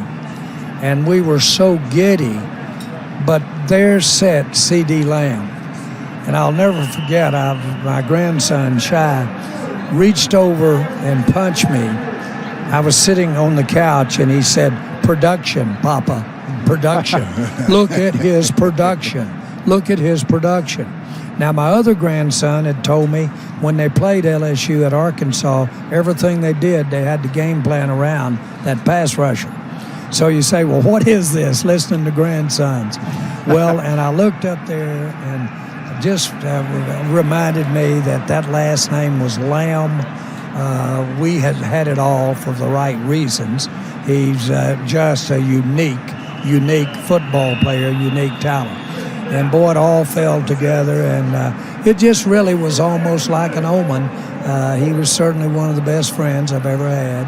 He lived vicariously every breath that I've got to be involved as a Cowboy. And Jerry Lamb was an outstanding, great player and great leader. So, Michael, when we started talking about him having 88, there was a little pushback early, just a little bit of pushback on that deal. Well, I was reminded there doesn't need to be any pushback. Just say that's what is going to happen. He's going to wear 88. Don't worry about it. When he called me and to share with me about all of the 88s and all of the talk about 88, I told him, I said, listen, I hear what you're talking, but when you walk in that room with that fella you're going to meet with, Jerry Jones, let me just tell you, he's very convincing when he starts talking. Yes, But he's a great kid. He's coming in with an edge with that 88 on, Michael. Yeah, he's a great kid. But if he gets close, partner, if he comes even within any distance of you, 88, then he's going to have him a Hall of Fame career. Hey, Jerry, before we let you go, one of the things I was most impressed with you at your opening press conference of training camp was just the can-do spirit that you had in regards to this pandemic and making sure that this team and this league is able to do everything it can to play games. What do you envision on September 20th when the Atlanta Falcons come here as far as the possibility of fans in the stands? Well, the way things are evolving and the optimist in me says that, I see an excited group of fans in this stadium. I really do think we have a real edge in the design of our stadium and the space in the stadium. This is the largest enclosed place there is in the country, air-conditioned, but we can make it unair-conditioned as well. So I think this is all an advantage. But I'll tell you how I feel about this. I would have hated to have missed this. I really would have hated to have missed. Watch this season, this challenge, what we, if you will, the shakiness that we have about what's coming tomorrow. To get to be a part of our team, to get to be a part of something that we can step up and, we got to play it day by day, but get it done. What if we could get it done and win it in 2020, the pandemic heart of that? Would that not be a place to put an asterisk or a place to have something pride? I'm just glad I'm not missing this ride to have a chance at this. Jerry, we appreciate it. The 60th anniversary of Dallas Cowboys football. We appreciate it. Here's to a healthy and successful 2020 season. Thanks so much. By the way, yes. What am I looking up there? Is that a couple of candidates for that top 60? Hey, you just rank me higher than him, Nate, boss. Nate, rank me higher than him. Nate. Yes, sir. Nate, Coach Landry, Tex Ram, right, when I bought the Cowboys, said that Coach Landry had said that you could be the greatest lineman that he's ever coached, but you've eaten yourself out of a career. Yes, sir. That's what he said. Well, you showed him wrong. Thank you. He stepped up there. We didn't even have that down as a possibility, and Nate Newton was a dominant factor in our success during that time. And I'm not just passing these things out. We're talking about the top 60 here. Yep, and 6 Pro Bowls in Nate Newton's resume as well. And by the way, the top 60 in Cowboys history revealed next Sunday night on DallasCowboys.com. Thank you very much, Jerry. You're great, guys. Thank you, and sir. We have more of Cowboys Night. Let them know I will be doing that show, Nate, so don't even try that, Nate. Oh. I will be doing that show with Rich Eisen. I hope I'm ranking higher than you. They called late, and they said, hey, we just got a letter from Jerry. You're doing the show. I said, you didn't ask me. He said, Jerry said you're doing the show. I said, I guess I'm doing the show. That was just what it is. I'm ranked high. They built the team around me, man. They know they literally built the team around me. I got you. There you go. All right, we continue with more Cowboys Night at AT&T Stadium in just a moment. Yeah, there it is.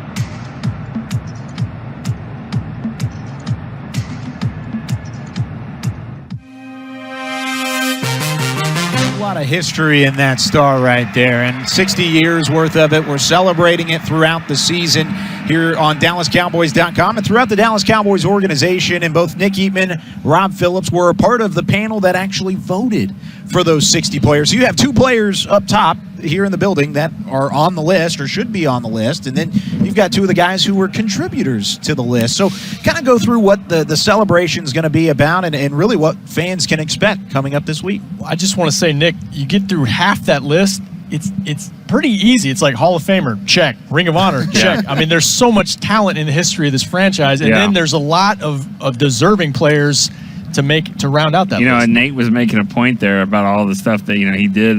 I'll say this: Nate is ranked number 1. Oh wow, there we go. Of the second half of the list, he's number 1. So I'm giving away one of them right there. But Nate, doing my math right now. Yeah. Okay. But it was really fun to kind of be a part of it and to kind of help organize. A lot of the love got sent to me, so I was able to figure out who's number 1 and all that kind of stuff. And number 60, all that is great. But we're going to reveal it out starting tomorrow on DallasCowboys.com, 10 at a time, leading it up to this weekend on Sunday when we'll be able to. We're going to have one show to talk about the first 50, and then like Michael said, he's going to be on that show to talk about the final 10. Man, that's so fun because you get to look at really the history, and you also get to think about, hey, who are some of these players that are on the list that are currently Cowboys, and how far could they climb eventually whenever another list comes out down the road as well. Yeah, one of the things that we said, though, was, when people were asked, what's the criteria? The criteria is whatever you think the best Dallas Cowboys football player is. So whatever it is to you. I mean, whatever you think is the best Dallas Cowboy. You had to play 4 years, which that got Zeke and Dak in there. And also took out some people that were really good for 3 years. Wow. Longevity is part of it, too. So, what is a great Dallas Cowboy? And people have their own criteria in that. But it was really fun, and I'm proud to be a part of it. A lot of fun on both sides of it, and we'll look forward to both of you being involved in some of the coverage throughout the week as the 60th year celebration around the Dallas Cowboys continues throughout 2020. Welcome back to Cowboys Night at AT&T Stadium, and let's head over to Kyle, Rob, and Nick. It's brought to you by Essilor. See more, do more. Essilor. Thank you so much, Bill, as we continue Cowboys Night here on both the DallasCowboys.com side and on the TV side of things. Kyle Yeomans, Nick Eatman, and Rob Phillips here from the Whataburger Game Day set. And we've talked quite a bit throughout the night with Kellen Moore and this offense, the wide receivers and the weapons that they have there. But we've also talked a little bit about these tight ends, and this is a tight end group that's looking to kind of take the next step. No more Jason Witten. He's one of those guys who Jerry was just talking about with the guys up in the booth, the 60 years. He's a all-time Cowboy no matter where he's going. He's now with the Las Vegas Raiders, but Jason Witten will be never forgotten in a Dallas Cowboys uniform. However, he's moved on, and here's Blake Jarwin and what he has about moving on from Jason Witten, rather, and Blake Jarwin's new role in this offense. Not having Witten in the room is definitely a big change for me, but man, I've learned so much from the guy in the last few years. You talk about a leader in the tight end room, and he taught me a lot. So, I know that there's been kind of rumors that maybe he wasn't the best teammate to the tight ends, and I couldn't disagree more. Me and Schultz have talked about that quite a bit lately, just kind of what we learned from him. The respect for the game that he has, and what he taught us as players. So, utmost respect to Witt and what we taught. But it's time to move on. We're kind of the guys right now, and older guys, I guess, in the room that kind of know the offense. So we're excited. And of course, the tight ends involved again throughout Cowboys Night. There you see Blake Jarwin, 6'5", 260 pounds, and this is a guy who it was an undrafted free agent signing. The Cowboys have always been great at picking up some of those steals after the draft. He's one of the guys that's really stuck out. And Rob, there's a chance that he goes into this season as tight end 1, or at least that's the expectation moving forward.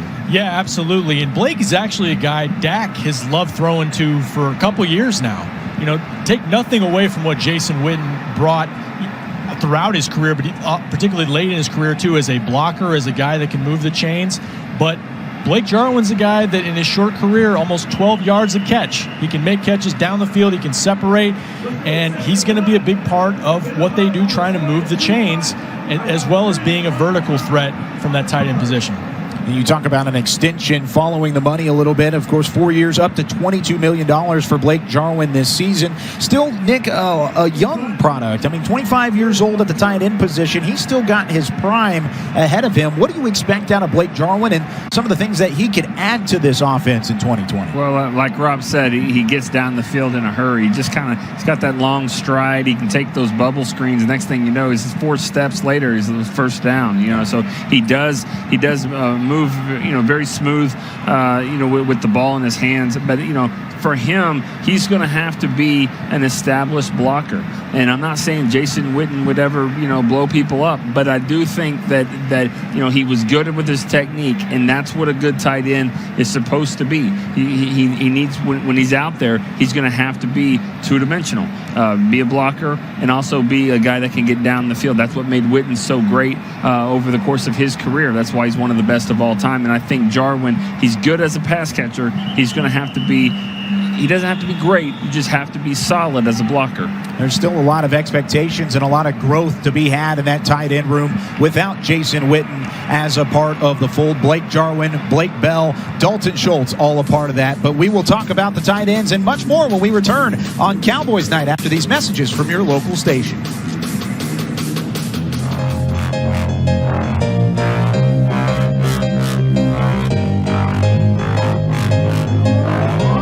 We're back here on the internet side. It's been a busy couple minutes for us. Back and forth, commercial break, back to TV, back to commercial break. Tennis match here. It is a little bit of a tennis match, and it's kind of what the Cowboys have had to deal with is a lot of adjustment on the fly throughout the course of the offseason. It's been a crazy offseason. COVID-19 has presented challenges to the organizations of the NFL that they never could have foreseen coming. And now we're starting to get into what is the tactical side of the adjustments that have been made. Sure, we went through the draft virtually. We went through a lot of the offseason virtually. Now we're here. Now we're actually having to play football. But what are some of the biggest challenges that stick out to you guys? And Rob, we'll start with you. That these teams are having to kind of adjust and maneuver around heading into the season. Well, I think the obvious one for the Cowboys is it's a brand new program with Mike McCarthy coming in, his philosophy, his systems, and Nick mentioned the veteran assistants that they've got. They have assistants that know his style, have coached with him. I think that's important. But that's a challenge, and I think it's been off to a great start. But on top of that, you're also not being able to evaluate some of the younger guys as much as you would like to. Those preseason games aren't there for the young guys to stand out and try to steal roster spots. So they are fortunate in that regard, though, to have a veteran core, and they've added a lot of veteran guys that are going to help. For me, the disciplined team is going to win here. And the disciplined team who was running routes, who created a football field in their backyard, who continued to maybe they got a gym membership down the street just to get better. Who was doing those necessary things to get in this? And remember, there's so many distractions. I mean, you can't go anywhere if you're like, wait, keys, wallet, phone, mask. I mean, it's a different world we're in learning now. That too. Everybody is. And so, are you going to put in extra tape session on a Wednesday or Thursday night just so you can kind of be prepared? You got all these different things in our world that we're not used to. So the disciplined team, the smart team, the safe team is going to win. That's absolutely the right way to look at it. And Dak Prescott even mentioned that earlier in the offseason. He talked to the media and said the healthiest team is going to win this year, and that's one of the reasons why we see players taking that extra initiative. Cowboys Night, presented by American Airlines, continues here on DallasCowboys.com.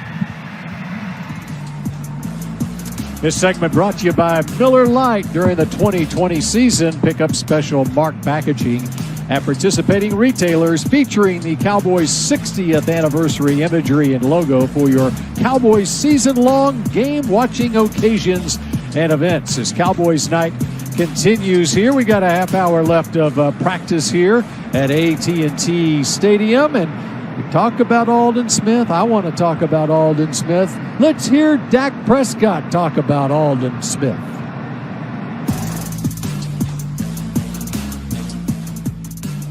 He's a man. He's a monster. Damn sure doesn't look like he hadn't played in 5 years. Doesn't play like it. Energy isn't. Would never tell you that. Very fortunate to have him. Very fortunate to have him on my team and not rushing me. He's going to make all of us better. He's a great player.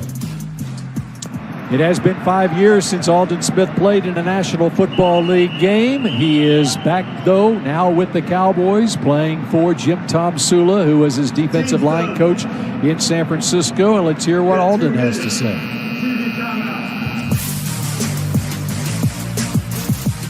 I hold myself to high standards, and I always believe I can perform with the best, and I feel like I'm one of the best. So whenever I step on the field, I just want to produce. Aldon Smith. Michael, what about coming back from 5 years off? All the reviews are very positive so far on Aldon Smith at training camp. Yeah, first of all, I'm happy for him. You know, I'm always pulling for guys that have had some valleys, and certainly he's had some valleys in his life. I'm always pulling for him to pull out of the valley and get back to a peak, and that's what he's trying to do, and thank God for that. And this is a phenomenal kid coming out, is a phenomenal talent. We used to do this show called Game Changers, and we would bring in the young guys right before they get drafted and work with them. And I met Aldon his rookie year coming in, and he was saying it then. He said, "Man, everybody's slipping on me. I'm the best pass rusher in the game." Right. And I was looking like, who's the skinny dude is? Who is he talking, right? I didn't even know. But he was. Yeah. He was. 14 sacks his rookie year, 19 and a half sacks his second year. Tripped me out. I was like, man, that dude, and we became, I got a chance to talk to him a couple times, man. And from what I heard, how he's worked out, how he's gotten himself back, and again, fighting back for some of the valleys, man. I'm just hoping and praying the best for him, man. But if he can get, like I said earlier, anywhere near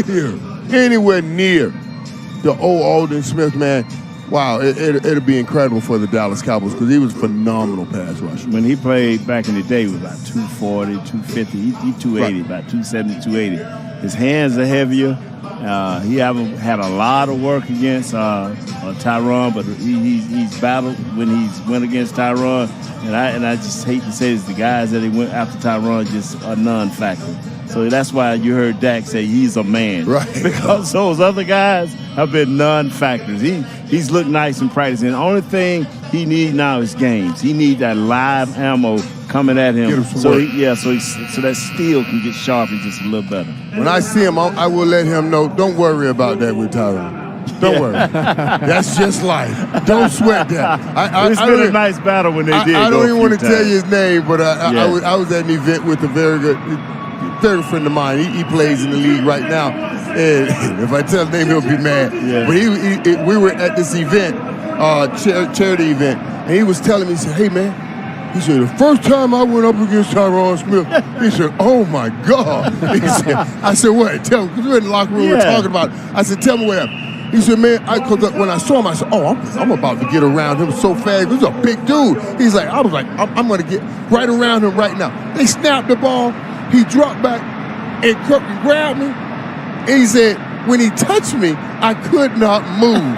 He said, I was peeking out the side of my eye to see if my son saw him handling me like this. And he was like, he said, I wanted to put me down. My son's watching. Put me down. He's phenomenal, man. Yeah. Tyron's just phenomenal. Don't worry about him. Just beat everybody else. Yeah. You're not going to beat him. That's just a different taste right there. But if Aldon, man, it's just, let me say this too. There were a lot of things said even about Jerry. When nobody heard from Jerry and everybody wanted Jerry to speak up. And I would always say, I'm an African American, and I want everybody to feel or think or say that Black Lives Matter. But I don't want it to just be words. We should also always look at the track record, the footprint that men have laid in the sand. And Jerry has placed some footprints in the sand that we should take a look at before we make any statements about his character. We have to look at what he's done. And he's giving guys like Aldon an opportunity. And like Jerry always says to me, Michael, I just want to make sure I give guys an opportunity so that their story can end well. And to me, that matters. And I love him for that. And the story continues for Aldon Smith with the Dallas Cowboys, thanks to an opportunity from Jerry Jones. We continue. We talk the safety position for this team when we come back.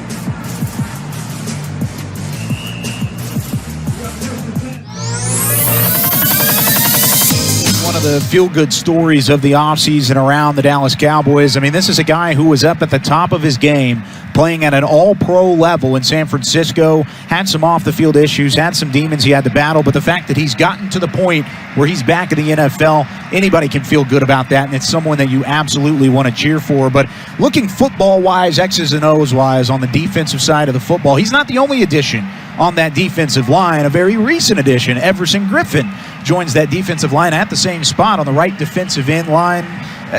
Overall, Everson Griffin, talk about a guy up at the top of his game. This is one of them. He's a Pro Bowler from a year ago, taken from Minnesota off of the free agent market very recently. Nick, whenever we look at Everson Griffin and the kind of pass rushing ability he brings to the table, this has got to be something you have to be excited about if you're a Cowboys fan. Yeah, I mean, without a doubt. I mean, you've got him, you've got Aldon Smith, you got D-Law, but I've said this about Griffin, and I think, he can be a really dynamic player. It's just that last year, you had 11 sacks over there with Robert Quinn. Yeah. So, and it didn't lead to a whole lot on the defensive side. So, is the middle going to be better? Is Aldon Smith going to be even better than that? Is the combination of Griffin and all that stuff? So, we've seen two dynamic pass rushers on this team before. Last year, it didn't really do a whole lot, but I'm hoping three with a better defensive tackle and healthy linebackers might help. Now, Rob, I kind of want to ask you this question. Sorry for cutting in here, but whenever you have guys like Nick said, you have Smith, Griffin, and DeMarcus Lawrence, what's the possibility of the flexibility of both Smith and Griffin and what they're able to do on that defensive line? Versatility. We talk about it on offense, defense, secondary, front seven, and I think you're right. Griffin moved inside with Mike Zimmer, and by the way, his former defensive coordinator in Minnesota, George Edwards, is now senior defensive assistant, knows what he can do here. He moved inside in certain pass rush situations, so he just adds to the versatility. He was a 6-year captain in Minnesota. They have no shortage of pass rushers, like Nick said. Man, you have so much excitement around the pass rush. Hopefully, like you said, Nick, it's got to translate. It's got to translate to the middle of that defensive line if you're going to have that production. Hopefully, it ends up backing up your linebackers and freeing those up. We talked about Leighton Vander Esch and Jalen Smith in that regard as well. Here we go, continuing on Cowboys Night. There will be several important new changes with the fan experience at AT&T Stadium this season. These changes, which can be viewed at dallascowboys.com/SafeStadium. Capacity at AT&T Stadium will be limited to start the 2020 season following health and safety guidelines, as fans are required to practice social distancing inside and outside the stadium and wear masks at all times. Tickets will be distributed in seat blocks known as pods to maintain distance between groups who are not known to one another. And beginning this season, all food, beverage, parking, and retail will become a cashless experience, and all tickets at AT&T Stadium will be digital and available through fans' mobile devices. And check this out here at AT&T Stadium as the windows on the west side of the building are open. You see the sun setting here in Dallas-Fort Worth. Jerry talked about the advantages at AT&T Stadium in this climate and being able to open the windows, even open the roof if he wants to, and increase the ventilation in here, which is key to safety during this pandemic. And so I think we're going to have those windows open quite a bit this year. Oh yeah. They don't have a number in mind just yet, but believe me, Mr. Jones been known to get excited about numbers. Yeah, I'm happy we're having that we're trying to get some people in and have fun. I mean, man, there's nothing like that ability, especially now with where our country is and all the divisive things that are going on. Have an opportunity to come together at football games. That's what keeps us together, keeps us close. So, yeah, I'm looking forward to it. I'm glad Jerry getting the opportunity. We're going to have some people. Hopefully soon we'll work it out. We're all over the country in all the stadiums. We're working on pods of people or something, getting them in the stadiums. All right, let's talk the safety position for this team. And Darian Thompson has had a good training camp so far. Of course, we talked about Clinton Dix signed as a free agent in the offseason. Let's hear from Darian Thompson and his thoughts during this camp. It's been a rough journey. It's been a long journey.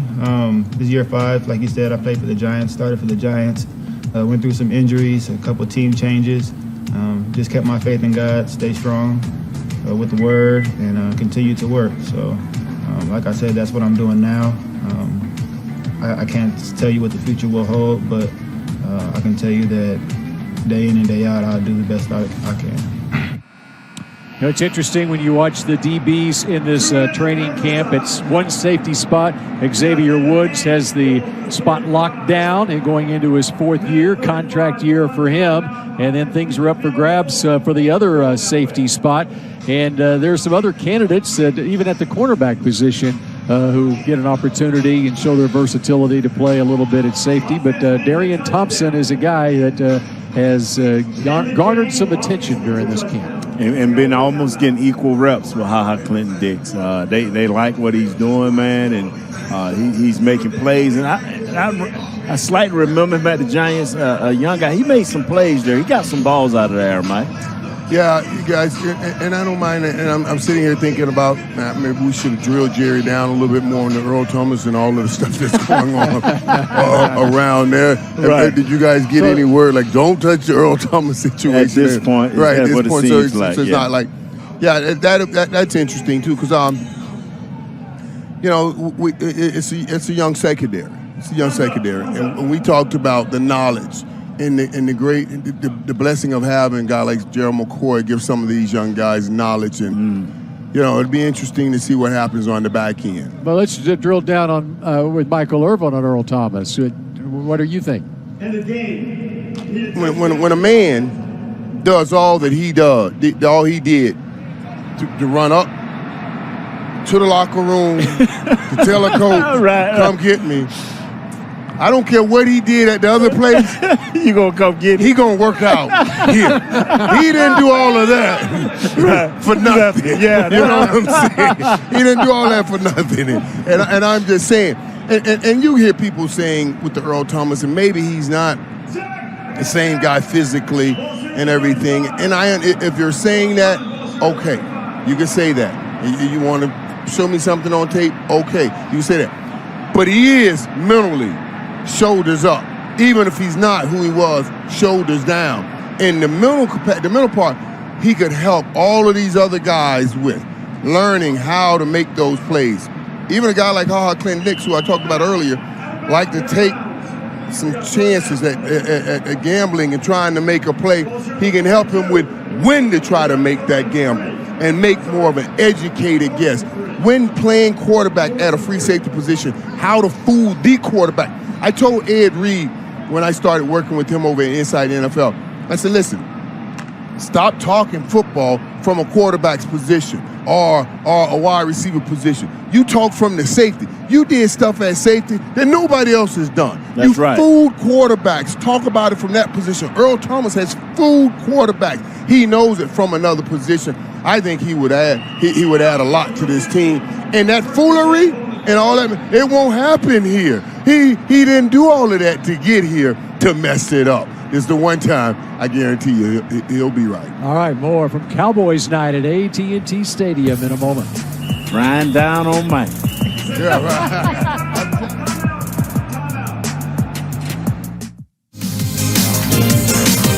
The end of Cowboys night, as we've got about 15 minutes left in our coverage here from AT&T Stadium. Kyle Yeomans, Nick Eatman, Rob Phillips, and guys, we just heard some of the reports surrounding Greg Zuerlein, and this is a guy John Vossel said earlier this offseason that he could potentially be the best kicker in the NFL. Whenever that was said, it was kind of a roll of the eyes. He's a new addition. Let's see what he can do first.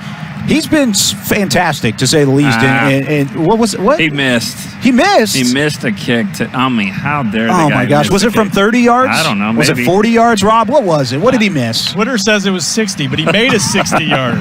Which he's Greg the Leg, right? So I'm the kidding. name fits. Yeah, I mean, it's great to have. And everyone will say it. That's awesome to have in the game, into half, to have that weapon. Yeah. Make him from 38, make him from 44, make those kicks and make your extra points. That's what you need in today's game. But, he's been good. He's done everything that he's supposed to do. And he was injured last year. He's better now, and it shows. Yeah, he had the groin injury last year, but still went 14 of 15 from 39 yards in. It was from 40 to 49 where he kind of struggled a little bit, 5 of 11 last year, and that was where Los Angeles and the Rams kind of had their issues with him. But, Rob, from what we've seen in practice, the groin injury isn't a problem, and he's been kicking the ball exceptionally well. I believe he was 24-24, us charting him in practice so far before tonight. And John Fossil, again, veteran coaching staff, coached him throughout his time in St. Louis/LA, knows what he can do. Said he had a terrible year last year. Greg said that. But when he's been healthy, he's been close to 90% or over 90% as a kicker. Cowboys just didn't have enough consistency there last year. They should have that this year. Kicking is mental. We know that. I mean, you got to have that. And just by talking to him or listening to his press conference, no excuses. Doesn't matter. Oh, were you hurt? Doesn't matter. If the ball's down, my shoe's on, I'm supposed to kick it, I'm supposed to make it. And I love that mentality. Yeah. Well, back in the day, they didn't have the shoe on. That's some fair. Tony Franklin and some of those Carlos. guys mixed in there. Never understood that. A little bit different, and I don't believe we'll see that in maybe quite some time in the NFL. But, hey, whatever works. If Greg Zuerlein's making kicks, let's make some kicks. And he's been making his kicks throughout training camp as we continue our coverage here for Cowboys Night. Trophy number, and I'm going to do my best to, just keep it going.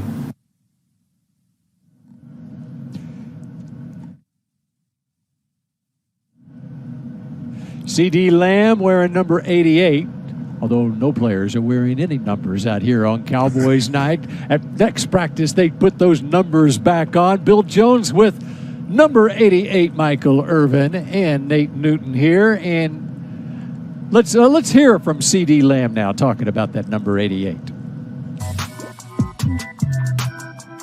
It's a big tradition. It's a big thing here in Dallas, and wearing that number 88 means a lot. To myself now, and for sure to Dallas, and I'm going to do everything in my power to withhold that trophy number, and I'm going to do my best to, just keep it going. I like that. He calls it the trophy number 88. Michael? Yeah, it is a special number. And I was joking with my, it's the number one selling non-quarterback jersey in the National Football League. So, of course, after he took the number and it became number one, I texted him back and said, hey, because he wanted number 10. He loves DeAndre Hopkins. I said, I love D-Hop too. And I was talking to D-Hop when he first called me. I said, listen, man, number 10 wouldn't have been the number one selling jersey in the National Football League. 88 is, though. And we just kind of laughed about it. But it really is. It is a special number, man. And for some reason, Cowboys fans love to see it on the football field. So I'm excited. Well, there's a good reason, because of the heritage of the number. Yes, Let's start absolutely. about the original 88. Drew Pearson, it was announced just last week by the Hall of Fame Selection Committee. They voted on one senior nominee. He is on the ballot for Super Bowl weekend when the Hall of Fame committee meets. That would be Drew Pearson, which makes him a virtual shoo-in to get in next year. You got to love that. Yeah, and I do love it. And I was saying to people, I was on air with Kurt, and we were talking about, okay, what qualifies as a Hall of Famer? Drew, certainly it put up some numbers for his age, for his time when he played, the time that he played. He put up some good numbers. And like Kurt, when we tell the story of the NFL, you talk about the greatest show on turf, and what they did, and Kurt was the main part of that. When we tell the story of the NFL, even for myself, we talk about the Dallas Cowboys, and we talk about the triplets. When you tell a story, you got to talk about that Hail Mary. You can't tell it without talking about Drew Pearson and Roger Staubach, and he's put the numbers up. And yeah, we see the name here in the stadium, but soon we'll be seeing it in Canton, Ohio, because he deserves it. Yeah, man, long overdue, man. That was a hard thing for me to watch In this January? past episode. Yes, it was, Yeah, man. it was. Yeah. This is the first time I ever had something negative to say about the Hall of Fame, because I believe that you've heard me say it a lot, Bill. Many is called, but few are chosen, and that's just how I feel about the Hall of Fame. Everybody can say they deserve to be in it, but there's only a few that that teams had to dedicate themselves to, and Drew was that type of player. So I'm happy for him, man, and hope that he bring me as one of his guests, bro, because I will roll right up in them. Yeah. And how about this? Of course, he was passed over for the Centennial class, which would have been inducted this year. Now they get pushed back to next year. So now Drew, it appears, he'll get voted in Super Bowl weekend in Tampa, and he'll go in with Cliff Harris, a fellow undrafted guy out of Washita Baptist, and Jimmy Johnson as well next year. So it's going to be a pretty good Cowboys class next year's Hall of Fame. Here we go, Cowboys. And Here hopefully we go. they redo it. Let's bring it back. Let's reset it just like they said it this year, because they had the Cowboys playing the Steelers, and that would have been, Bill Cowher was going in, coach was going in. So hopefully they rerun that and put those two right back in it again, and we can have some fun. How about we have some fun and induct a fellow into the Cowboys TV Ring of Honor right now? And that would be one Dave Ernst, our technical manager. Oh, look at Dave. Going all the way back to 1992, his time with the Cowboys. He is retiring. This is his last event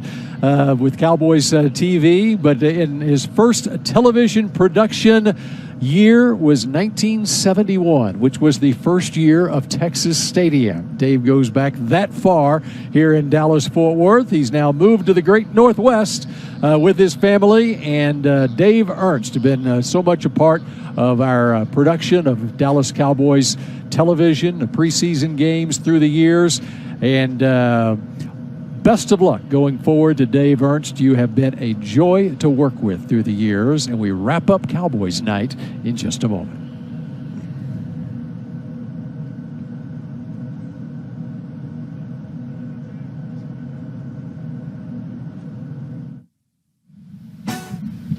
And we up here at the Whataburger Game Day set want to give our congratulations to Dave Ernst and what has been a magnificent career for Dave. And all of us were up here even during the picture while it was showing. We're excited for Dave, and we love him, and we wish him the best in the future. And we're sad he won't be around for any more preseason games or Cowboys or anything. I just wonder how they snuck that in on him. He's the producer of this. Like, wait a second, what is this? Yeah, exactly. It wasn't in the rundown, so he might not have known about it moving into it. But kind of continuing the conversation, final time we'll check in with you, by the way. Kyle Yeomans, Nick Eatman, Rob Phillips here for DallasCowboys.com. And Nate and Michael and Bill were just talking about the legacy of 88. And I know both of you guys have been around this organization and have seen a couple 88s really contribute to the heritage.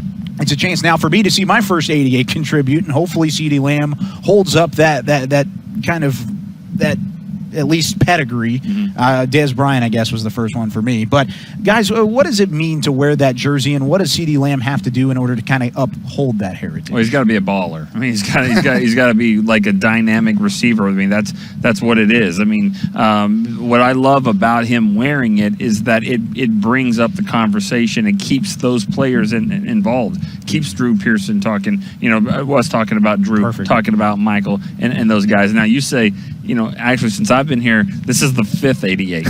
Okay, this is the fifth one. Technically the fifth. That I've seen. The first one was Michael. I got a few games. Jackie Harris. Yeah. Antonio Bryant, Dez Bryant. I guess Antonio Bryant would have been my first technically. Yeah. But those guys, I mean, they weren't the same, and there's only a few of the 88s like that. And I think CD will carry the torch. Yeah, and there's pressure, I guess, with that number, but he's entering an offense with so much talent, he doesn't have to be the guy. And I think that makes him even more dangerous, because he's not going to be the focal point of every single week by every single team, and he's not always going to see double coverage. And I think he's going to have a terrific year, because everything you hear, he's preparing the right way. He's asking questions to the veteran guys. And he said it. This is a huge responsibility for me, even though he's not necessarily the lead guy.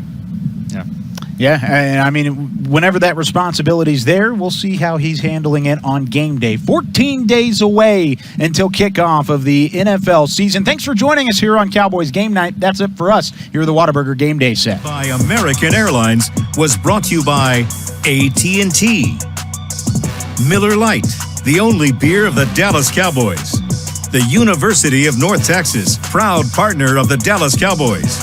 Albertsons and Tom Thumb, the official supermarket and pharmacy of the Dallas Cowboys.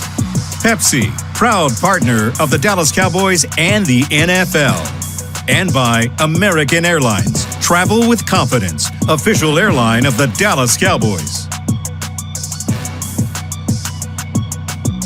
Final couple of minutes here. Cowboys night at AT&T Stadium as the team is headed out to the locker room after their one and only practice of this training camp here at the stadium. A simulation of what it will be like in 3 weeks when the Cowboys play their home opener against the Atlanta Falcons. They open up the season against the Los Angeles Rams 2 weeks from tonight. 2 weeks from right now. Michael and Nate, they'll be playing against the Los Angeles Rams, and it's about time, don't you think? Man, I'm excited like you, Mike. You got me over here pumped up, man. Yeah, full of hope. Right. Ready to work, but full of hope. Right. But now, let's be real here. In this time that we are in, you have to keep your fingers crossed for those 2 weeks that some, doesn't happen that knocks us off course. Right. We just got to keep a foot, but we got to keep trying to push forward, and I'm glad that we're trying to push forward with this. I'm looking forward to that game in a couple of weeks. That's going to be great. I just like the fact that Coach McCarthy was able to get the guys out here, and they went through the pregame, got on the buses, everything simulating to a home game, and these guys got to do it. We got to talk with the fans. Got you, Mike, Brother Bill. I'm loving it. Yeah, but listen, man, it's still amazing to me that's basically all you get right there before you go over and start playing a real game. That's amazing, man. So it's going to be interesting if we do get it off, and God knows I hope we get it off, to see what kind of play that will be on the football field. Hey, we actually have the Reliant play of the night from Cowboys night. Dak Prescott with a touchdown pass. How about that? Who was that? Go look at some pictures and figure out who caught that pass. They'll have numbers on next time we see the Cowboys.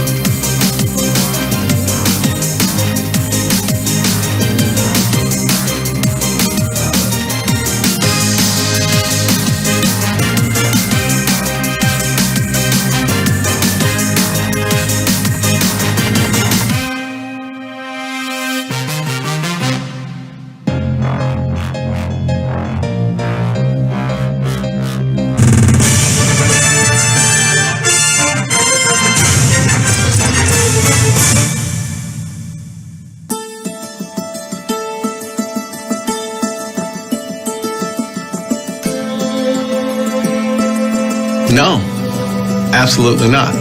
I mean, this is not the team of the 90s. If Quincy doesn't get cut, I think that I'd probably end up on practice squad, if that was possible. Maybe they cut me and I'm playing for somebody else. I couldn't make myself do it. I was just like, done. We did not want to play. Cleveland didn't want to play. It was a lousy game. Should have never played it.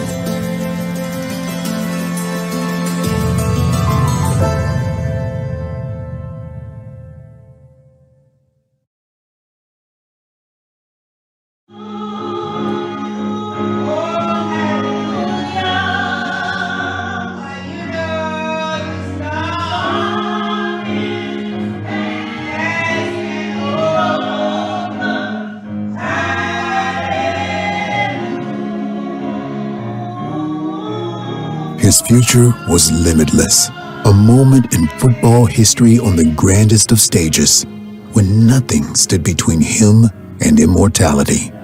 Percy Howard raced away from Hall of Fame defensive back Mel Blount before cradling Roger Staubach's pass as the ball fell into his arms. The touchdown, his touchdown, brought the Dallas Cowboys ever so closer in their Super Bowl X battle against the Pittsburgh Steelers. Percy Howard only caught one pass, a touchdown pass against one of the great defensive backs of all time.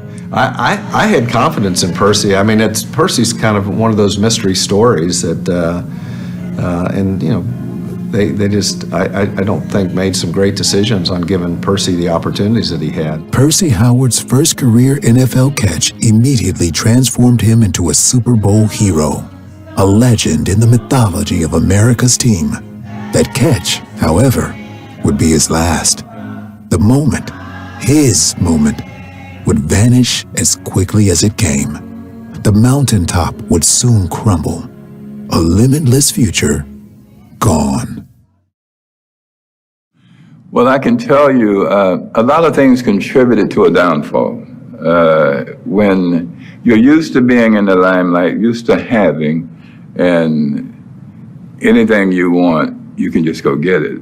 And wherever you go, it's like Cheers, everybody knows your name. And then the transition period, when that hits, it's almost like a culture shock. It's just, the whole world has just flipped. It was all because of the touchdown catch. Now, had he not made the touchdown catch and some other catch, probably he would not have had that notoriety. But it was that Super Bowl X. People remembered that. To this day, they remember that. Yeah, I love Percy Howard.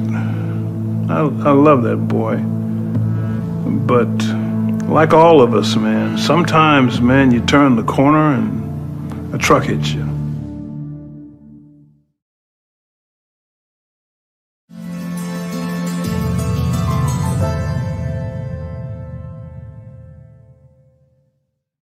Today we were here because we wanted to give testimony to the life of Percy Howard, some of the things that he has done in his life.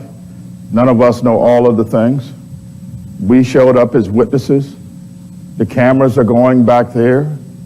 But there's one thing that I know, that as a middle brother, I have seen him go through the low times, the difficult times, to the height of scoring a touchdown in Super Bowl X.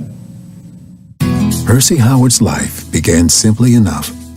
His parents, Fleming and Gladys, lived in Rincon, Georgia, a small town just 18 miles south of Savannah. They were poor, with Fleming working 6 days a week as a carpenter and also raising the majority of the family's food on a small farm in their backyard. They were married for 18 years. Had no children. Then they had Norris, my oldest brother. Then after that, they had 9. 7 boys and 2 girls. The youngest of these 7 boys is Percy. And from there, I guess it all began. Well, it was never lonely because there was always kids around, you know. It's the way it was, and during those days, we didn't have a lot. So we stuck together, and by me being the oldest, well, I always had to make sure that I could protect them. My mother not only was a great cook, she was a great nurturer. She set a foundation for us early on in life about how life should be. We understood there would be struggles. We understood all that. But it was the way that she loved us all. Percy and one of his brothers moved to Fort Lauderdale, Florida, to live with a local pastor. And within a year, the rest of his family followed. The brothers would attend Dillard High School, which has one of the richest high school football traditions in the country, sending 20 players, including all-pro wide receiver Isaac Bruce, to the NFL. Ask longtime observers, though, and there's no doubt who is the greatest athlete the school has ever produced. He was a sprinter. He was all right, a sprinter, a discus thrower, high jumper. He was a well-rounded athlete. And for his size, he had exceptional speed. He was just a natural. You don't have to do much with young men who already possess certain skills that you want.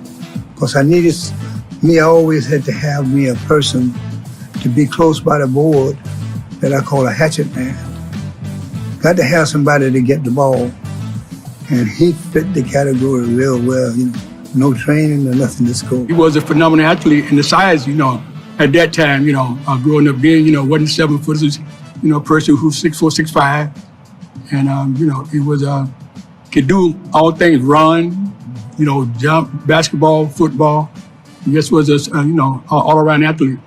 As a senior, Percy led Dillard High School to the Class A state championship game, which was highlighted by a state tournament record, 33 rebounds in an epic 29-point comeback in the semifinals. Percy led the team in scoring and rebounding and was named first team All-State. Well, we had an excellent basketball team. And what we had was we had different athletes. We had balance, and we had people coming behind you that were also talented. I used to come and watch. I don't stay too far from here, but I was at Deerfield coaching. But anytime Doug played, I would come to the games because they were dynamite. They would dynamite the team.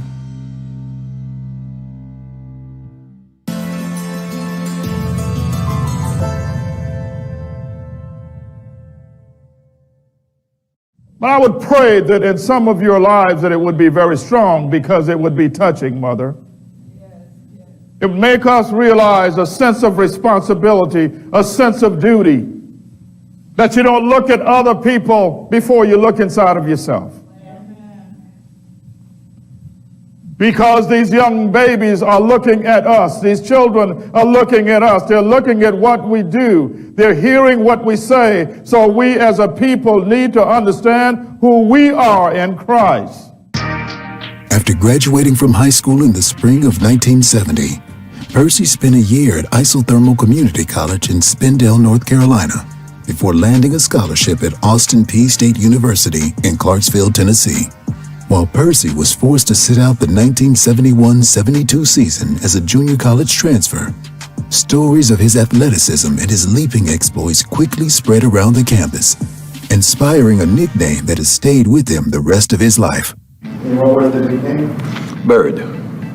Yes, because, actually one day it was almost like I did fly in Sunland Park. We were playing a pickup game with Blanche Ely. Well, I got the pass coming from the wing, and once I got the pass, he was coming, and so people expect you to lay it up. If I lay it up, he's going to block it. Well, we're coming in. We hadn't got to the top of the key yet, so something just said, go. Boom, and I went up in the air, and I just stayed up there. And I stayed up, and I had the ball that good, and at the last moment, boom, and I stopped it, but as soon as I hit the floor, all of my energy was gone. I almost couldn't run. I couldn't do nothing. I had stayed up there too long. One story that began circulating on campus was that Percy could take a quarter off the top of the backboard. Now, this is a guy that's 6'4". He's not 6'11" or 7'1". Yeah, I've been told about that when he was at Austin P and he actually put a quarter. My dad used to tell us that story and how he actually jumped up and put a quarter on the backboard. So when he told me that, guess what? I'm headed to the gym. I never got it up there though. So that's one thing that he was able to do that I wasn't. Austin P had an All-American long jumper who was also the school record holder in the 100-yard dash. So he and Percy lined up. They didn't start out of blocks, but they said, all right, let's have a little showdown to see who's faster. So someone gave them the go sign, and they sprinted their 100 yards, absolute dead heat. That also showed, gosh, if this guy can keep up with a sprinter for someone that muscular, that was just absolutely amazing. Percy's life began changing both on and off the court, and for the better. He and Patricia were married and soon welcomed a daughter, Pamela, into the family. And with the addition of freshman sensation Fly Williams, one of the leading scorers in the country, Austin P won the Ohio Valley Conference in Percy's first season on the court, earning a berth in the 1973 NCAA tournament, where they would face mighty Kentucky in the regional semifinal. Despite pushing them to the brink, they lost to the Wildcats in triple overtime. So the feeling is, would Austin P show up, or would they get deer in the headlights and not play against Kentucky? Well, the team showed up, the fans showed up, and we outplayed them all game long. It was a great time for us, but we were a basketball team that was carrying a city. Clarksville, Tennessee, had not had the successes that a lot of the other cities had had.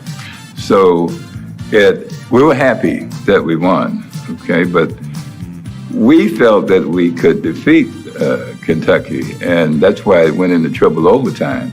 And I can tell you, they had some great players too. It was like just boom, boom, boom, boom. And I think they ended up winning 100 to 106, something like that. But it was great for us, but it set a signal that we came to play, and we had good preparations, we had good coaches. So we were ready for the action. When the bell rung, we would answer the bell. That was truly a magical moment for anyone who'd been around this athletic program for a long time, or any period at all. It was a total embracing of the community that never had occurred before. It was an absolutely thrilling day.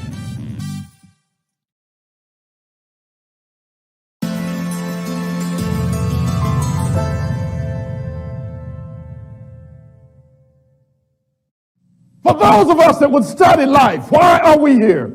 Why was Raleigh Howard born on December 10th, 1947? Why? Not because I chose to, not because you chose to. It's because God chose you. And he chose us because he has a purpose for our life, work for us to do, people for us to know, to meet and to greet, and to show some love to. Yes. How many of y'all know that God is love? Yes. Not just some of the time, but God is love. All the time. Percy finished his 3 seasons at Austin P as one of the leading scorers and rebounders in program history. However, despite not having played a down of college football, it was the NFL who came calling in the spring of his senior year. Even though he eventually got offers from 4 NBA teams and 2 other NFL clubs, he ended up signing with the Cowboys as an undrafted free agent. We both assumed that he would play for the NBA. That was almost a given. And we didn't see anything other than that, because he was such an outstanding player that it just seemed the only thing to do. We worked him out, and he ran about 4.25 or something like that. And when I say 4.25, it was like on a cinder track.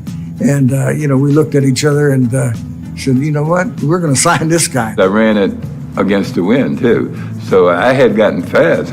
This is what I'm saying, it was a blessing from the Lord. It was a blessing from the Lord. But to see non-football players getting an opportunity in the Cowboys back then wasn't unusual. So it wasn't unusual that, Percy was there. Cornell Green was a former basketball player. He had made great strides. And, of course, Gil Brandt and the staff always look for those kind of athletes that they think can transfer their particular sport they're playing into an NFL game. And they saw that in Percy. Percy Howard was a basketball player. But when you looked at his body, I mean, he was Secretariat. He was Muhammad Ali. He had muscles on his Achilles. Yeah, well, Percy was tall and great hands. He was a very good basketball player, and he had good speed, and he looked like this. This could be a really a great receiver for the Cowboys. Yeah. His teammates were impressed with Percy's athleticism and physique, and his position coach thought the college basketball star was ready for more playing time on the gridiron. The issue was convincing head coach Tom Landry. I always believe in two things, attitude and character. He had those. He wanted to play. Terrific effort guy.